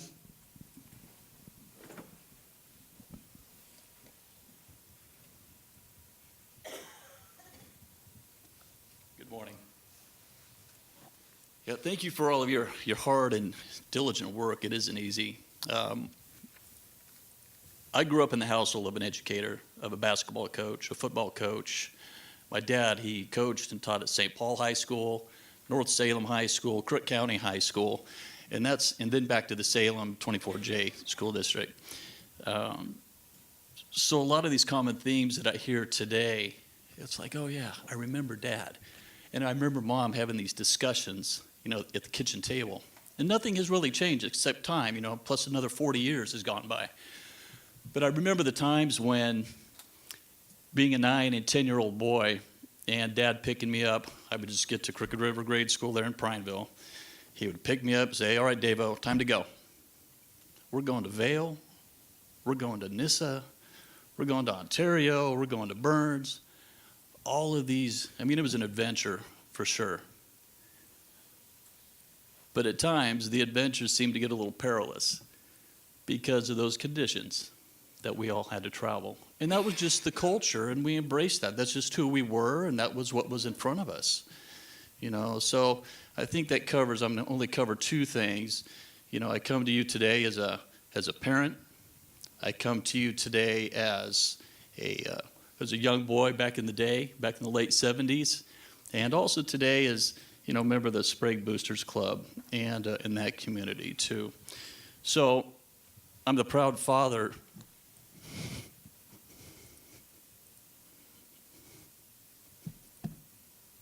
of a wonderful little girl. She's a freshman. It's been a goal of hers to make the varsity girls soccer team.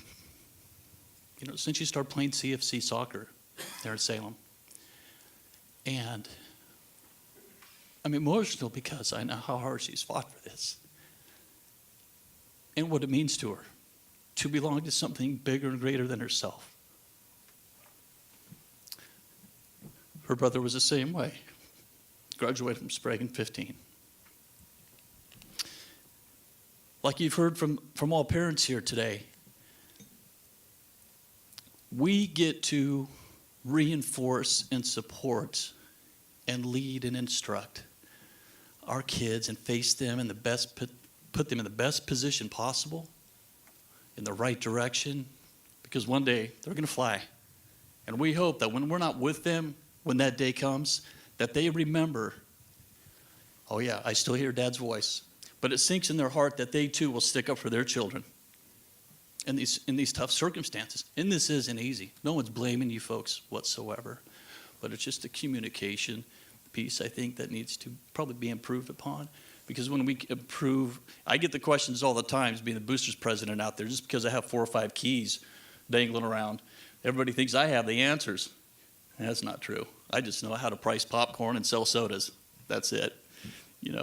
But to support our kids is what we're here about. And is this about sports? Is this about education? Education is the necessity. Sports is a get-to. It's a privilege to be a part of.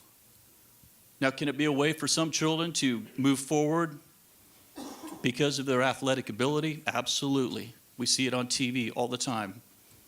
Kids are being granted these wonderful scholarships. But the likelihood is those percentages are really against a lot of the kids and these parents and their kids that are represented in this room today. But safety is number one, I believe. The financial part, I really can't speak to. The administration, the school district has that under wraps, and to trust them with that. The out-of-class time.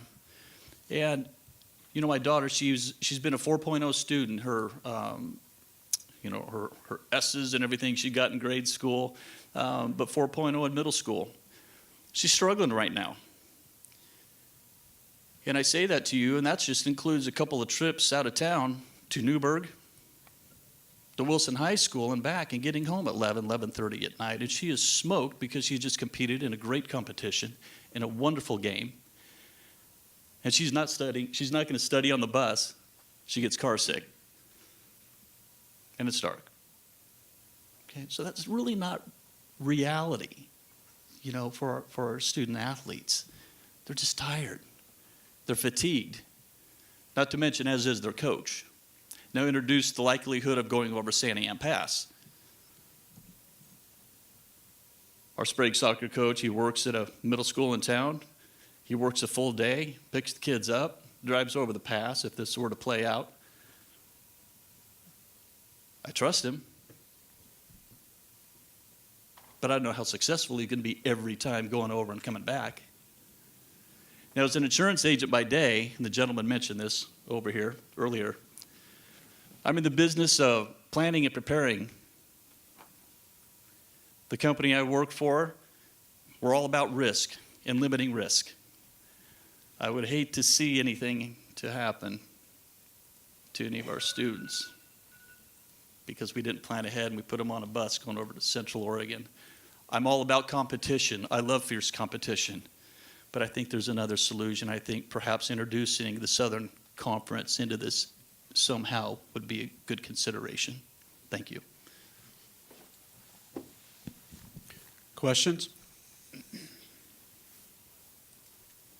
Thank you, sir. Okay, thank you. Alan Bouchon from Salem Kaiser. He did have something in your latest correspondence of 528, if you wish to reference Mr. Bouchon's correspondence written.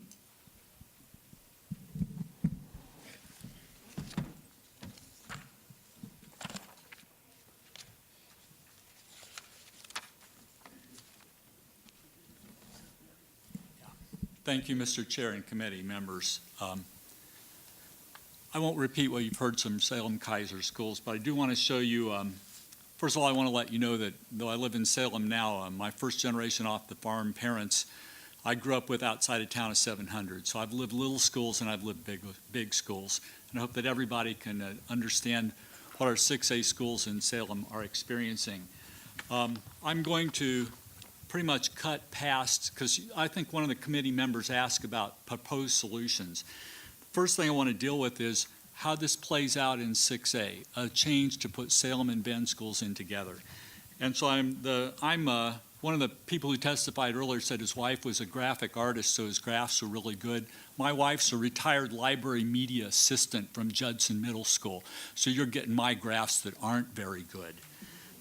If you take a look at the first graph, average miles from a school to all conference opponents, you can see that in 6A, 5 of the conferences travel practically nothing at all. The Southwestern, under the proposal, Southwestern Conference, because of that Eugene to Medford drive, continues to have a long drive. But the schools now that will average over 500 miles in distance from their conference opponents is Salem, the Salem Kaiser School District, our 5 schools. If you also take a look, just one drive from McKay to Bend High School is farther, one way, is farther than the 5 of the conferences have a drive to all their conference opponents. And so when I take a look at this, when I compare this lack of shared responsibility, which is something I want you to consider, and then I look at your primary factors and listening to the report, your 4 factors and then the 6 additional factors that were given, Salem Kaiser schools are 0 for 10 on those factors. We strike out totally. We're a loser on all 10. 5 of your 6A conferences are 10 for 10. They come out fine on all those factors. And the Southwest Conference still has that long drive from Eugene to Medford. So after my poor graphs, I put down the data. Thank you, Google Maps. Those are the actual distances between schools, every 6A school in the state of Oregon within their conference. And then the last page is distances of schools to McKay High School. And if you look at that, from McKay High School, the 3 schools that we would be put in with are practically the same distance as Roseburg, but they are the 45th, 46th, and 47th schools in distance from McKay High School. Literally, if you had thrown all the schools' names out and grabbed school names, our schools would have come out better in travel. That's how difficult this is and how difficult the change is. Now, how about options? You don't have any good ones, and I want to, first of all, thank you for taking one of the most thankless jobs around. God, I can't imagine how thankless this must be. So I know you've got it's a difficult circumstance. And I'm also going to ask you to take this back and look at it. I've worked on Supreme Court case issues. I've worked on legislation at the federal and state level, and it's really difficult to do at the table. But I think this deserves another pass for our school district.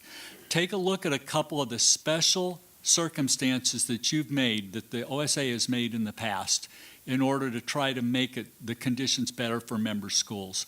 One is you allow cross-classification play, and I think that's going to continue to happen. But look at 4A football with LeGrand, Ontario, and Baker. They play each other twice. They are so far away from other 4A schools, right? And this may be an instance where you need to look at schools within a small conference playing each other more times than you'd prefer, but that's a realistic way to move forward.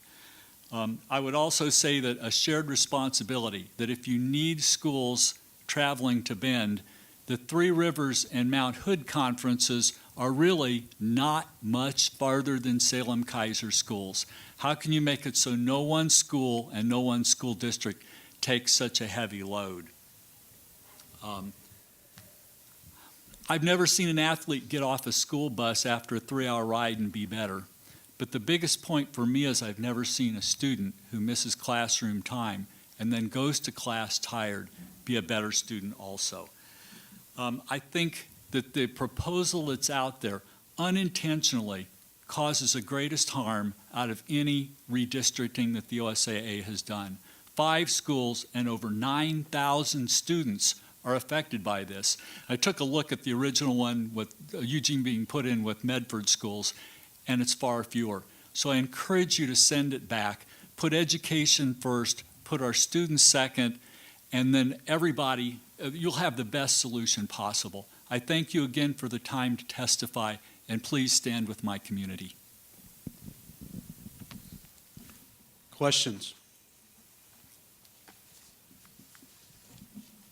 Thank you. We're going to move to the administration of Salem-Keizer now. Bill Whitman from West Salem and Brian Armstrong from South Salem.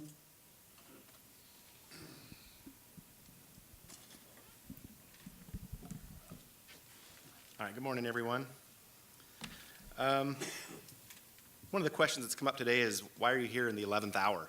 You know, this process has been going on for a long time, and Mr. Rice, who's a parent of mine, was obviously frustrated by the lack of information communication, and I got to own some of that. Part of it is I'm new at this job. I've been 18 years as a school administrator, but only the last couple in high school. Never been through a reclass process before like this. In fact, in our district with our 6 ADs, Brian's our senior. He's got 3 years under his belt. I've got 2. We've got 2 ones and then 2 rookies this year. None of us have been through this process before. Hindsight being 20/20, I'm sure there'll be a little bit different communication as we roll forward in the future with processes like these. But I will tell you, I think we thought we were safe. You know, early on in the process, Salem-Keizer schools were paired up with the Bend schools. We went through the process of offering testimony, solutions, et cetera. The committee mulled some things around. And in proposal number 12, 14, these are proposals we were off the table with Bend. 12, 14, 15, 17, proposal 18, and proposal 18 took us into August. And again, I think we thought we were safe, that the committee understood what some of the points were that we were making. And lo and behold, at the end of that August meeting, the committee came back, put us back with Bend, and it caught us off guard. I think that's a fair analysis of that situation. So I came to September and I presented some demographic information about Salem-Keizer, thinking, what does the committee need to hear? You know, we're all educators. People understand things like RTI and the intervention pyramid, and our kids that are at the top of that tend to be our students with disabilities, our students of color, our students on free and reduced lunch, economically disadvantaged. So I made the case that Salem-Keizer has more of those kids than any of the other Bend options that were floating around out there. And that didn't resonate with the community, or at least not enough with the committee to change Salem Kaiser and Bend's affiliation in the classification process. Because the committee came back and said mileage. We're interested in mileage. That seems to be the deciding factor, what's closest. And there's no doubt about it that Salem Kaiser is closer as an option for Bend than East Portland, a little bit closer. Eugene's about the same, and the Medford schools, which is the other option that was being floated around out there. So I said, if mileage is the issue, let's take a look at that. So after the September meeting, I started looking at that, similar to what Mr. Bashong had done. There's 3 different ways we look at mileage in our budgets. One is playoffs, which that can't be a factor here because we don't know what's going to happen. But we've got our league mileage as well as our non-league mileage. And I think as far as league mileage goes, the committee got it right. Salem Kaiser is the closest for league mileage. But when you start factoring in non-league, and let's take a look at Medford, for example. And Mr. Shelley did a good job talking about that being a 16 conference, and that's problematic. They're going to be looking for non-league action. And let's take football, for example. They're going to end up with 5 football games league. They're going to be looking for 4 non-conference games in football. Well, it's not going to be with Eugene because that's who they're with right now. They're going to be looking at Salem. Well, our travel budgets are blowing. We're not going to enter any contests with those guys for 2-year agreements to go down to Medford. They're going to be looking at Portland. 4 trips to Portland. And if they're going to be looking at the southern end of Portland, we're talking Tigard, Tualatin, McMinnville, Newburgh. So I crunched some numbers on those schools. And those are like 260, 270 miles a trip if you're a North Medford or a South Medford. So now, if you look at league and non-league, which I did, for Medford going to Bend as a league versus Medford being with Eugene as a league and having to pick up those non-leagues outside of Salem, past Salem into Portland, they actually benefit being in a league with Bend as far as mileage goes. Because now, if Salem's in a league with Eugene, the amount of money that we've saved from our Bend travel budgets is enough to continue our relationships with the Southern Oregon schools. We've always felt an obligation to help out our brothers and sisters down south. Our teams, my teams at West currently play down there regularly. In softball at US Cellular every spring. We played them in softball regular season, basketball, boys and girls, with North Medford, with South Medford. South Salem played South Medford this year in football. Those kind of relationships will cease because of where we are with travel budget. So I think it behooves Medford, one, because the number of miles league and non-league is reduced, with the exception of Roseburg because of their proximity to Portland compared to the others. I think it helps us with competitive balance because now we have an opportunity, like right now, we picked up Sheldon this year in football because we're a pretty solid team and so are they. We can help those southern schools out, and without that assistance, they're going to be looking at Portland for non-league, and that's a really tough grind on travel. People wonder how Medford would feel about that, and I don't know. I haven't spoken with them, but I will say last year when I was at North Medford for a basketball game, I was sitting in the gym with a longtime Medford area AD who had retired, and we were talking, and he made the comment to me that it made most sense to put Medford with the Bend schools, and I thought that was interesting. And not too long after that, a reporter from Grants Pass came out with, I believe it was proposal number 5, and this is a sports reporter who then said, it makes the most sense for Grants Pass, Roseburg, Medford schools to be partnered with Bend. So it's not like the Medford schools are entirely against it. There's some logic in this proposal to put Bend and Medford together. I think a lot of schools and school districts benefit. Salem would benefit, Eugene would benefit, Medford would benefit, Bend does not benefit. Bend, I think, is the island that don't know how to solve that problem. Part of that's their geographic isolation. Part of that's because they choose to build 6A school. If they had 5A schools, we might not be having this conversation. So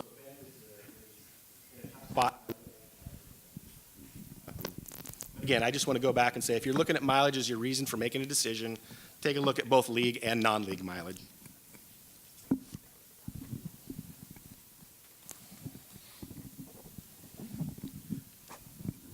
And to piggyback on what Bill is saying, that the unintended consequences is scheduling problems and the non-league scheduling. And if we are, we propose and we would support, everyone answers, well, what are you going to do with the Bend schools? Well, our solution to that is put Bend down south with Medford and the Grants Pass and the Roseburgs and put us with the 2 Eugene schools. And that way we have the flexibility to non-league schedule with those schools down south and have it be where it's a non-league contest. If the the roads are too bad, we can cancel it. We're not forced to play it. And that gives us some flexibility because if we're saying if we're in a league with Ben, Medford's got to drive past Eugene drive past Salem, drive past up, get to the metro area to play non-league contests, that's going to cost them more money. And I think the flexibility allows us to continue those matchups. We can schedule with Bend, we can schedule down south if we have if we're paired up with the Eugene schools. That gives us 2 7-team leagues, and it helps alleviate the scheduling conflicts that those southern schools are going to need looking for league contests. And overall, it shares the costs between multiple districts. The burden of cost of transporting with putting Salem and the Bend schools is astronomical. When you look at some of our programs, I know the argument, well, the Eastern Oregon schools, they have to travel great distances. That's true. However, when we travel, our track teams travel, that's 3 buses. On our football teams travel, sometimes it's 2 buses. Our swim teams, it's 2 buses on any given trip, and so we have more students involved. And I don't want to get into the point where my coaches are sitting down in our traditional non-cut sports to say, we can't have you on the team because we're looking at numbers of seats on the bus. And we want kids involved, we want kids to be connected, we want them to graduate. And I don't want to be in a situation where we have to make decisions on how many kids we can sit on the bus. And I believe, and I strongly feel that the best solution in a 6A model is to put the Salem schools with Eugene and allow us that flexibility to schedule those non-conference matchups with those schools down in Medford, Grants Pass, and in Bend.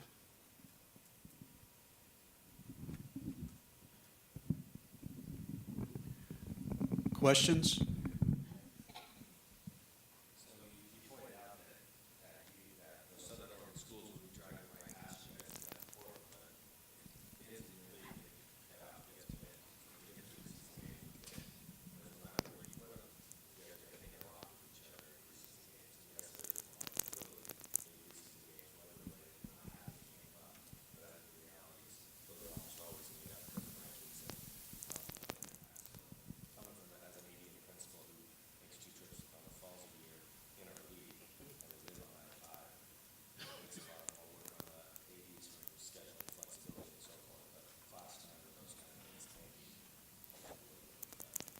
Well, I think that comes back to the question of, it's about an 80-mile difference. Do you want to go to Bend over a pass, or do you want to ride I-5 up to Portland? And what are you going to find for competitive balance? You've got 3 options in Bend. You've got multiple options in Portland. So I don't know what they're going to do with the statewide scheduling at that point in time. I know Bend is an option. I'm not sure that would be the one that Medford schools would take.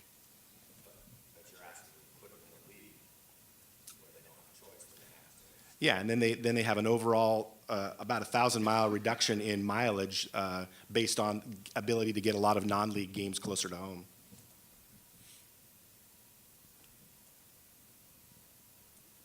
Thank you. Thanks.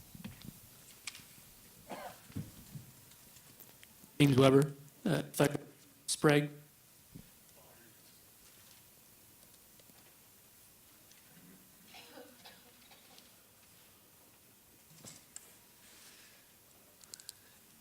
Thank you. This is my first time here. I'm one of the rookie ADs in Salem. James Weber, Athletic Director and Assistant Principal of Sprague High School. I was a teacher, though, for 6 years and soccer coach at McKay High School. So I kind of see the McKay and I see the Sprague side of things when looking at it from the Sprague perspective. I want to make 2 comments. I'll have a proposal, solution, and then I'll pose a question, and we'll just leave it at that because it's quite a conundrum. One of my first comments is when listening to North Bend, Ashland, the Salem schools, etc. Mr. Clark, you asked the presenters a question of, have you thought about going 6A? And their response was no, because of a competitive nature. If that is actually the reasoning between districting, then number 1 on the committee's proposal should not be safety, it should be competitive nature. Let's say it kind of what it sounds like here. Because with the Salem schools, with Ashland, North Bend, we've heard with North Salem High School, competitive. That's why these decisions are being made, not because of educational time, not because of safety. So I just kind of want to go through a concept of risk aversion, and I think it's our fiduciary duty to be the most risk averse when it comes to our students. We are asking our parents and our students to trust us to make decisions that's in the best case for their children. If that is the case, now looking at it from, I taught math as well, you have 4 variables right now. You have Medford, Eugene, Bend, and Salem. All students are traveling. If you take an average 6A high school, having about, I think, 500 students participate in athletics throughout the year. With the current proposal, with the 4 variables of kind of geographical locations, that is 7,000 students traveling over risky passes down south and over the pass. If we take the Eugene schools and put them with the Salem schools, that is not risky. It is an hour away. We save cost, and that brings it down then to 3,500 students going over a risky pass. To me, from a perspective of kind of financial planner, you need to be risk averse, and that is risk averse. You're cutting your risk now in half of students going over the pass. Instead of spreading it out over 7,000 students, now you have 3,500 students. This is a logic problem to me, and I'll just end with a kind of the question. OSAA is driving a train. You can either go left or right. Left, you hit 5 people. Right, you hit 1 person. You have to choose. Currently, you are driving to hit 5 people. Thanks.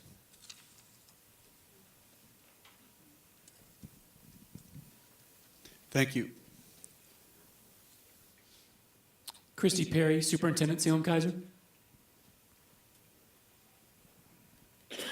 And Larry Ramirez.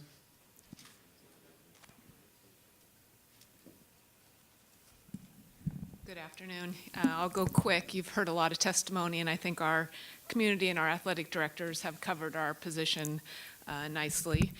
So first of all, thank you for your work. Thank you for the work of the committee. I know there's no easy answers. For Salem Kaiser, you have failed to meet 3 of the 4 criteria, which you've heard. Just to put a point on student safety, for those of us that live in the Willamette Valley, we know what happens in a snowstorm. Dawn can remember very vividly what happens. And for us, it isn't a lack of will as much as it's a lack of experience. The question is, do we really want to put people who aren't trained to drive in snow and ice over the mountain passes? We just aren't equipped or have lots of experience with that. So it adds to that safety issue for us with our lack of experience.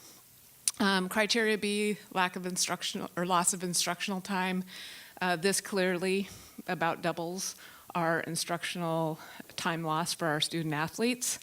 I look at McKay and I wonder, gosh, should we have nudged them to not stand up and say, hey, we're going to compete at 6A, because the loss of instructional time for a high school that has every student that gets a free lunch in their school, I think that puts them at risk.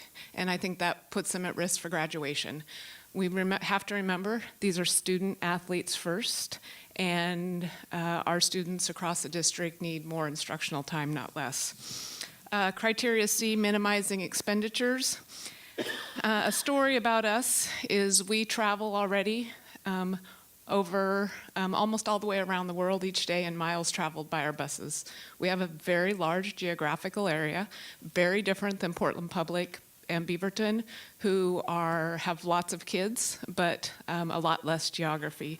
So we already carry a really big burden for transportation of our kids, much like a rural district, only we have 42,000 students. Currently, we're between 7 and 10 bus drivers positions vacant, and in addition, on any given day, we have between 15 and 20 additional absences in our bus drivers. Last week, on average, we had 30 to 35 routes that were open each day, which means mechanics, dispatchers drive, and any administrator in the office drives. So to add this level of transportation, our only option will be to do charter buses. We already do charter buses for many of our athletics, including middle schools. I would just ask, is the same thing true in Portland, Beaverton, other districts? And I don't know that it is or that it isn't. I just know we have a large geography, which creates lots of additional bus routes for us. So currently, in our very initial estimates, we're estimating an additional $700,000 cost to this proposal for us. Ideally, we wouldn't take charter buses, but I don't know if the bus driver shortage turns around in this amount of time, as much as we're being as incredibly creative as we can in recruitment of drivers. So I know you have a difficult task in front of you.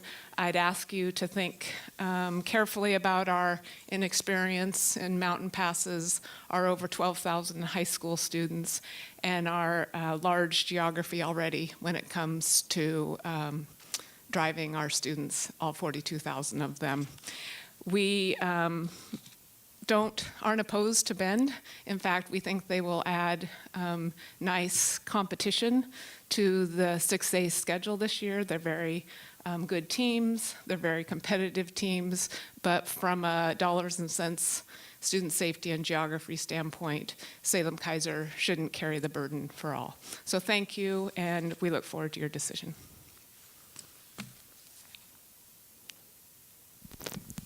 Questions?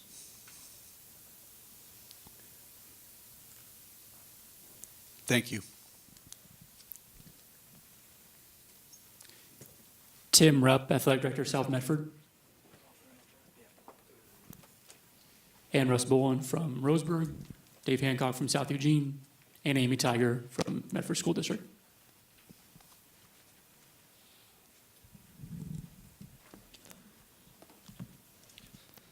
We thought we'd save everyone some time and all come up together and take turns speaking. It's amazing, and this is the most wonderful thing about high school athletics, is really how passionate people are about it, and they want to do what's right by kids and for their communities, for their high schools, and all those things. Obviously, this last proposal came out and had the Southwest Conference with 6 schools. Okay, that made us the smallest class. That made us the smallest league in the 6A classification, and really put us on an island. Okay, because all the other leagues, and what that did, what this last proposal did, is it created all larger leagues around us. And so therefore, okay, and Salem's right about this a little bit, is that we're going to have to travel, and we would have a hard time, okay, asking, our Salem cohorts to come down and help fill our schedules if they're traveling to Bend. Okay, that's tough, and I understand why they don't want to travel to Bend. Okay, but it's also, they say, okay, let's just put Bend with the Southwest Conference, when they're saying, well, it's not safe for their kids to travel over all the passes, but now all of a sudden it's safe for our kids to travel over all the passes. And in reality, the passes that we're traveling over are a lot more dangerous than the passes that they would be traveling over. Okay, so I have a hard time, saying it's okay, it's not okay for their kids, but it's okay for our kids. And there's a misconception that we travel over those passes all the time. We don't travel over those passes all the time. We really don't. My wrestling team goes to the Classic in Redmond. That's one trip, and our girls basketball team the last year went to Summit for their basketball tournament. That's it. Okay, that's the only travel we've done over the pass. Okay, with that. With class time. Obviously, we do a lot of traveling, especially between Eugene and Medford. And are we used to that? Yeah, a little bit. But it's still missed class time for our kids. And we hamper and we harp on our kids all the time about maintaining their classes and doing all those things. And we do a pretty good job of it. But it's still missed class time. The expense of it, the expense of our travel is huge. Okay, it really, really is. And with having been forced into a small league, okay, it's going to grow even more. Okay, we're going to have to be traveling all over the state to find games to play. You take football, for instance, a 6-team league, we have 5. South Eugene may be in a situation that they may go independent. Now we have 4 league games. We're going to try to find 5 non-league football games. We won't find them. There's nowhere to find those games. Okay, so we're going to be stuck a little bit with some of those scheduling aspects, and Dave can talk about that a little bit more.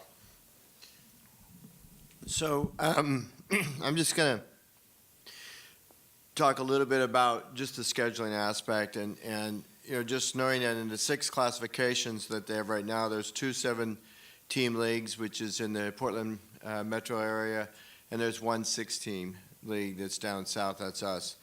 And around us is a 9-team league, as you know, in 5A, and a 10-team league in 5A just north of us.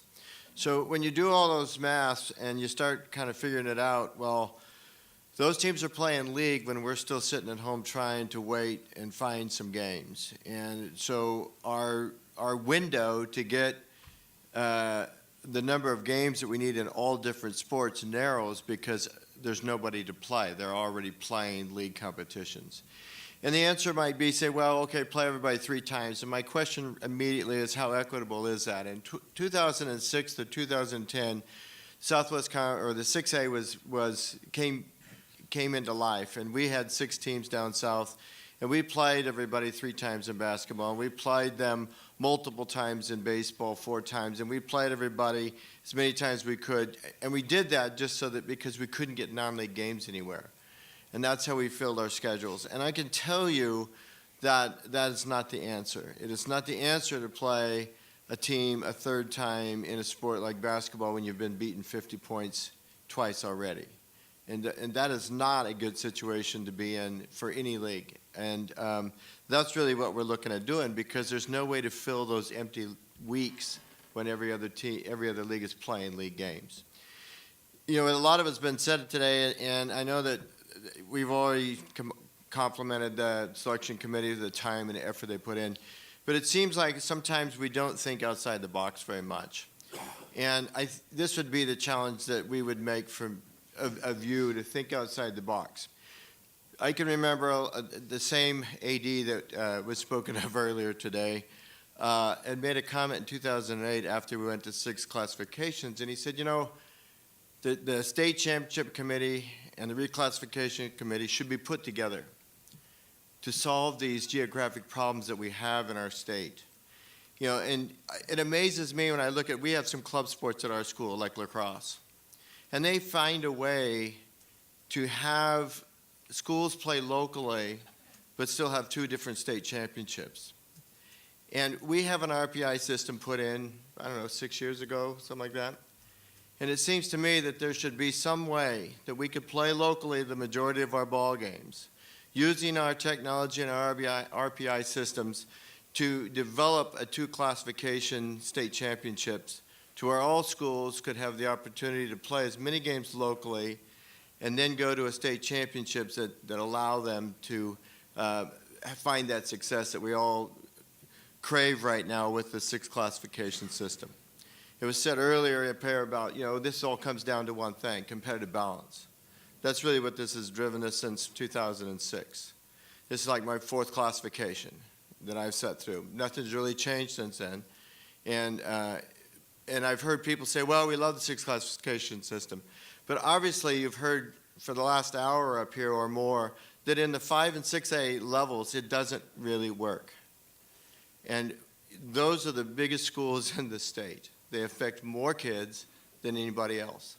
And it just seems to me like we should be able to put our heads together and use the systems that we have to play locally, not so much in a hybrid, but to play equally and find our way to a state championship through our RPI system. So that's the challenge I would leave with you. Our biggest challenge down south right now with 6 teams is finding games.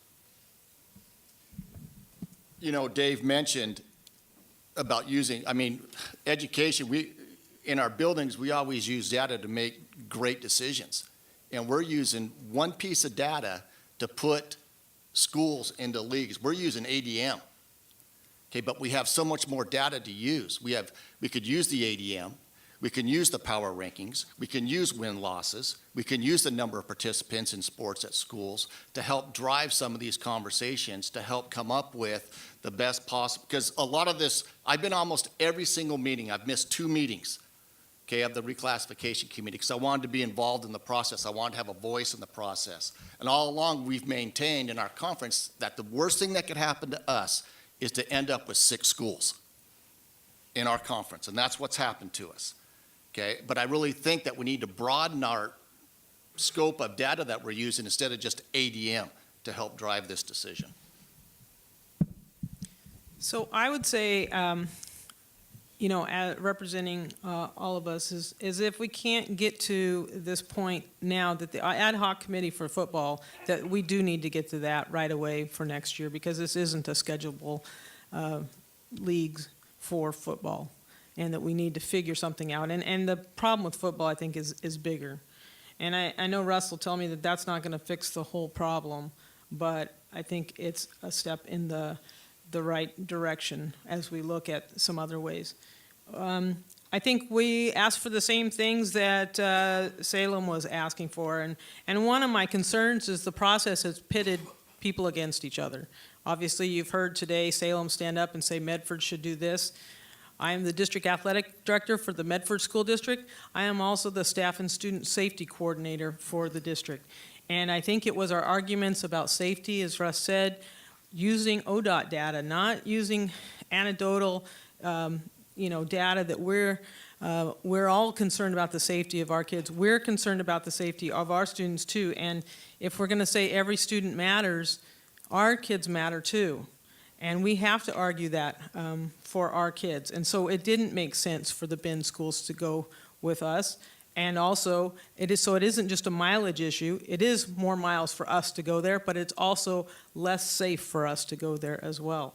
So I want to make sure that that stays out there in people's minds. And the letter, I think, Kyle, that we sent earlier, I'm not sure what reference that was, but the one we sent in August, had plenty of that data in there. So I think really we need to continue to look at football and some other ways, and I would hope that by next year that we're talking about special districts for football and that we don't wait until too late for next season to do that.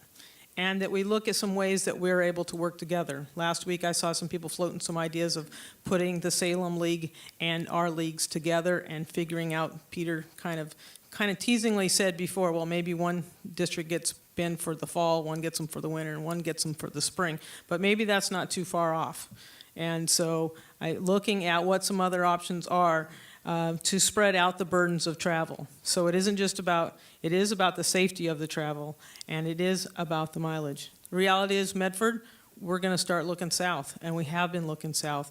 The California border is closer to us than going to Portland. So that's just the reality, and sometimes actually that's been beneficial for us. So.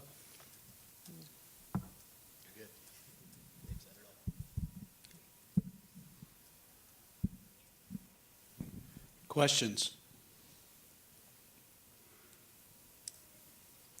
You guys have a specific proposal? I know you talked about a bunch of different things leading up to this meeting, but talk about cutoff points before. Do you have something specific?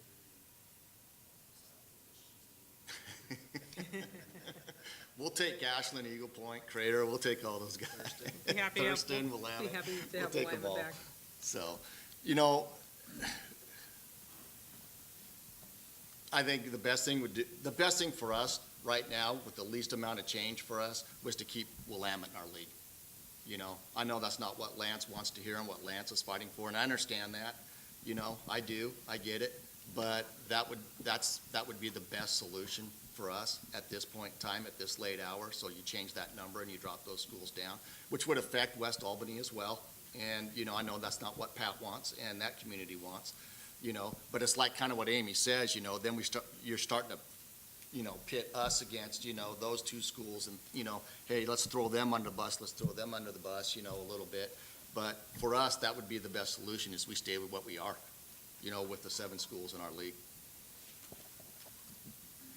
I think we've kind of stated that all the leagues should be even. When you put 2 leagues that are uneven next to each other, it allows for that, a non-league play to be done. And that's what we've done recently with Salem as well. So you guys would be more in favor of having 7 in your league, even though that would be a rotating bias 100%. game on, Yes, on 100%. week 9 than 6 where you. Correct, because what we have done, because Salem was in the same boat, so us and Salem got together and we matched up our league schedules so that our non-league matchups would even, be equal matchup in good competitive games. And that's worked well.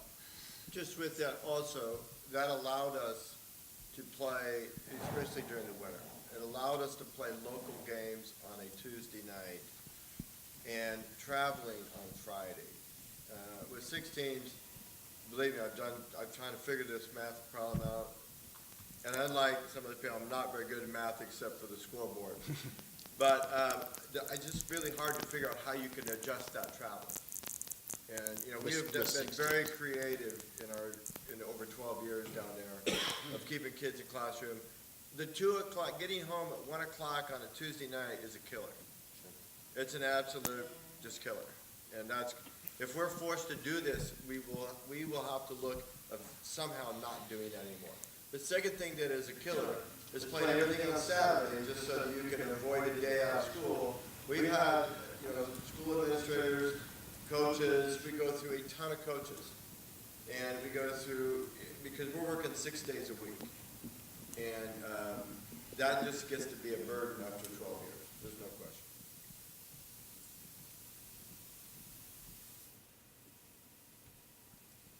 Thank you. Thank you.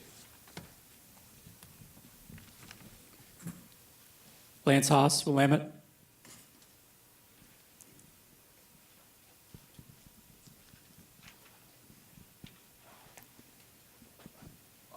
I was nice, Lance. I knew it. Appreciate that.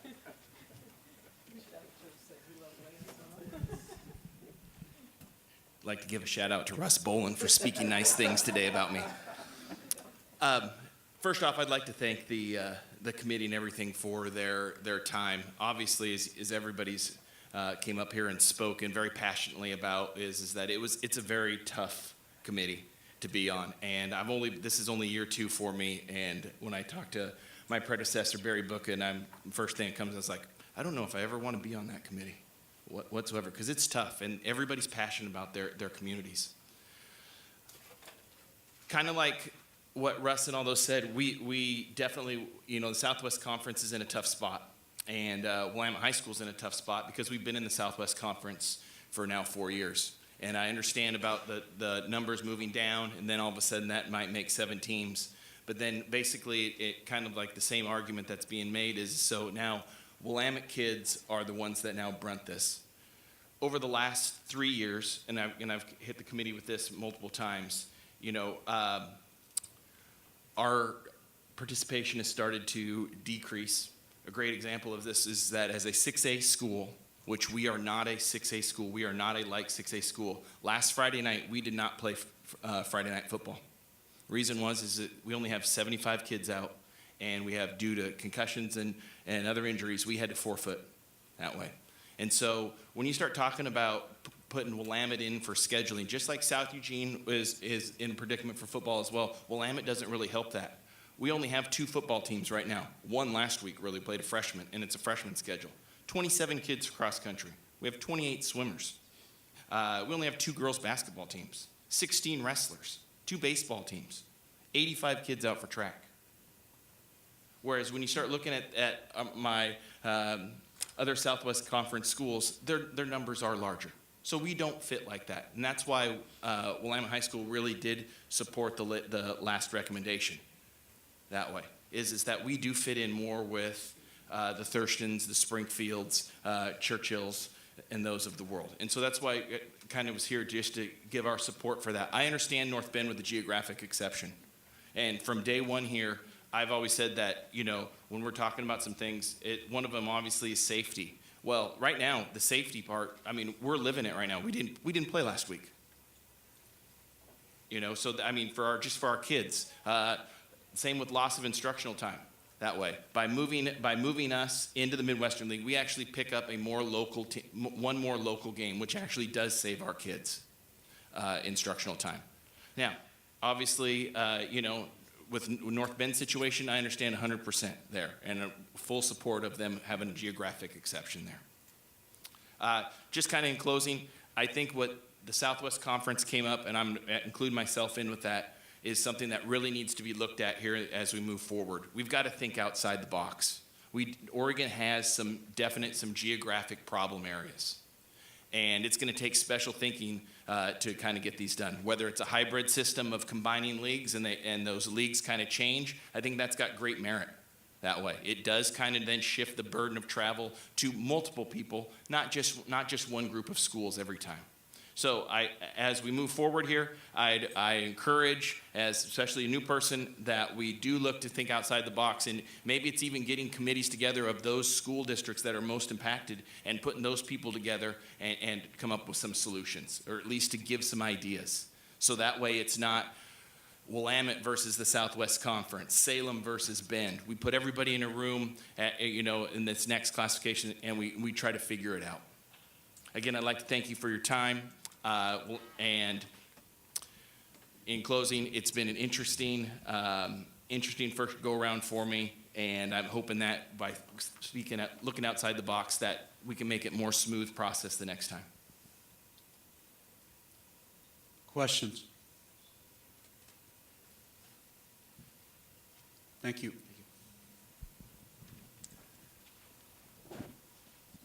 That was the last name on the sign-up sheet, but anybody else for the 6A level that wishes to speak before we close? All right, Mr. Chair. Mr. Chair, I would move that this body move into executive session to discuss the testimony that we heard today before we come back and vote in open session. So it's been moved and seconded that we move into executive session to consider today's testimony and the final recommendation of the classification committee. Any further discussion? Hearing none, all those in favor signify by saying aye. Aye. Opposed?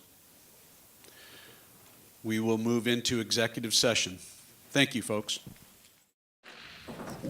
Okay, we'll bring our meeting back to order. Again, I'd like to thank everyone for coming today and understand that this is a passionate subject, and I really appreciated everybody's testimony today, especially the students. We will begin this afternoon with each board member making a comment before we vote. Thank you. I'd like to start off with thanking the committee. I recognize that during this 12-month process, with thousands of hours of meeting and delegation looking at data, that they have reached a consensus that best serves our 295 schools. We understand that it's not going to please every school, so that's an impossible task, but we have to look at what is the greater good for the whole organization. And I think the committee, I think you have done a great job. I'd like to thank all of you for being here today, especially those of you who gave testimony. And I want to assure you that this board has given much thought, and I can assure you that not only have they been thoughtful with what you've said today, but also with the amount of correspondence. It has been read and very definitely has been thought over, and we appreciate the thoughtfulness that you have given and your care and concern for the students of this state. I'd like to echo thank you to the committee and the many hundreds of people that have participated in the process over the last year. Anytime you come to a decision point such as this, probably the most important decisions this association makes through the years, there are strongly held beliefs on each side. That's a given, and that's fine. However, it is important following this decision that we move forward and make the best possible situation out of it. Again, many hours have been spent in crafting this final decision. The committee has worked very hard, and I believe that they've provided a quality recommendation to this group. After hearing over 700 pieces of correspondence and communication, I think it's pretty clear that there is no perfect answer here, that every decision involves some sort of a trade-off. I do want to also once again thank the committee for their work. They put in a year of their time to come up with a proposal that they presented to the executive committee today. And I also just wanted to add that the executive committee really followed the 4 pieces of a criteria that the classification committee also considered, and we adhered to that criteria in making our decision today. I had the honor, I guess you would say, of sitting on the last classification committee, so I went through that and I know the difficulty of it, and I also know the difficulty of sitting on the committee and looking out for what's best for 290 schools in the state. knowing full well that the message that I had to bring back to my own community and my own school, students and parents, was that we're adding 2 schools that are 4.5 hours away into our league. Travel is very difficult. Oregon's an extremely spread out state. While we have some really big cities in Portland, Bend, Salem, Eugene, Medford, we also have lots of medium cities and lots of very small schools that we have to try and fit into the process, and to try and make a system that works for all 290 schools is extremely difficult. And what works at the 1A level doesn't necessarily work at the 6A level, but we're all under the same model, and we've all got to live together and figure that out. Speaking to travel, I can tell you that students adjust to travel well. They get used to being out of the classroom. They make do. Your teachers and staff make do with it. They figure things out. They adjust, and while students will adjust quickly next year to their travel changes, parents and communities will come around by year 2 or year 3, and before you know it, year 4 is there, and we're doing this all over again. It does give you an opportunity to see new parts of Oregon that you maybe haven't been in, and realize that the students in those other communities are much like our own students. So the travel is a difficulty within the state, and it's just something that fits under the model of 290 schools all trying to play together and get along.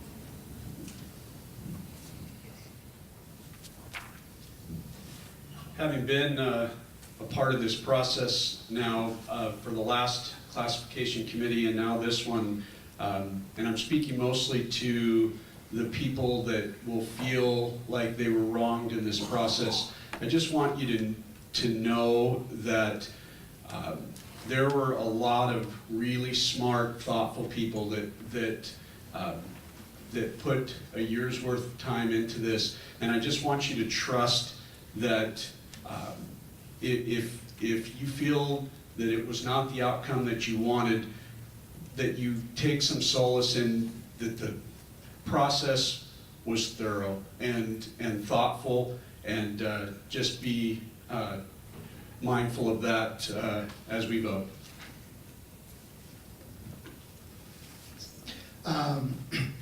I think it's important, regardless of the decision that's about to be made here in a few moments, that we as schools, districts, we need to move on. It's going to be our adult actions that guide the kids.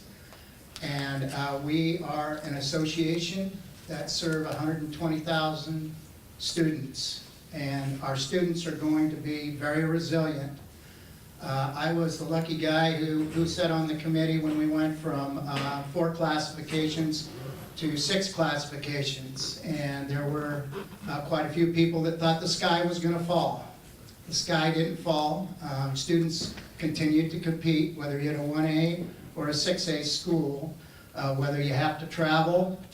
Those students, they're resilient, and I believe as adults we need to be resilient and lead by example.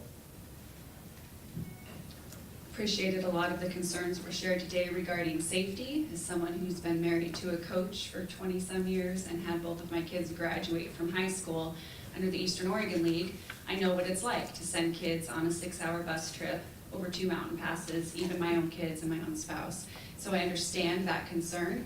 As I was reading most of the proposals, I also had kids on a bus on their way to Vail in the middle of a snowstorm. So I understand the safety concerns, and I'm thankful for everything our athletic director and administration does in our school district to make our trips and our kids as safe as possible. And I know that the athletic directors around our state are equally dedicated to students, and that they will do everything they can to make the trip as safe as possible, and I'm thankful for those efforts ahead of time. I want to mention I'm really grateful for the committee that spent the time on this also. I know that's been stated, but you know, it's not an easy charge, and I just appreciate all the time, effort, and energy that they put into that. And some of you in the audience might be on the committee next time, and so you got to recognize that this is very challenging to get 295 schools to all agree on one spot. Also wanted to mention that as somebody that's been in Eastern Oregon for the majority of my career, travel's been part of the deal. And what I tell you is that as a principal and an AD, there are ways that you can utilize this as an opportunity to go ahead and learn more about another community. You also have the opportunity to learn more about the parents and the families within those communities. There's creative ways to go about doing that that actually in the end can be a benefit if you look at them that way. And I believe that ADs and the principals can manage in a way that can be productive. In my 31 years as a school board member, I have seen many changes come in education in Oregon, and I have always seen our districts, our staff, and our students step up and be successful. And I give credit to how hard everyone works, and thank you for your efforts. We all need to do our part to make it work, whatever decision is made today. I know that we need to unite and as we move forward. And as athletic directors, I would hope that we work together throughout the next 4 years to make sure that we all see the big picture of the whole state, and then we help each other out with the needs that each of us have. I would just like to say thank you to the OSAA, Reclassification Committee, and all those who testified today. And I'm thankful that we have the process that we do in Oregon moving forward.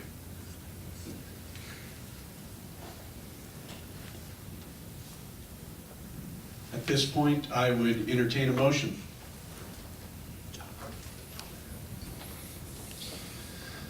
I'd like to make a motion to approve the latest proposal from the Reclassification Committee for the 2018-2022 time block as presented, with the exception of granting Rogue River's petition to play down from 3A to 2A moving into the Mountain View Conference, due to the fact that they were the only petition that we considered today that met all 4 criteria to play down.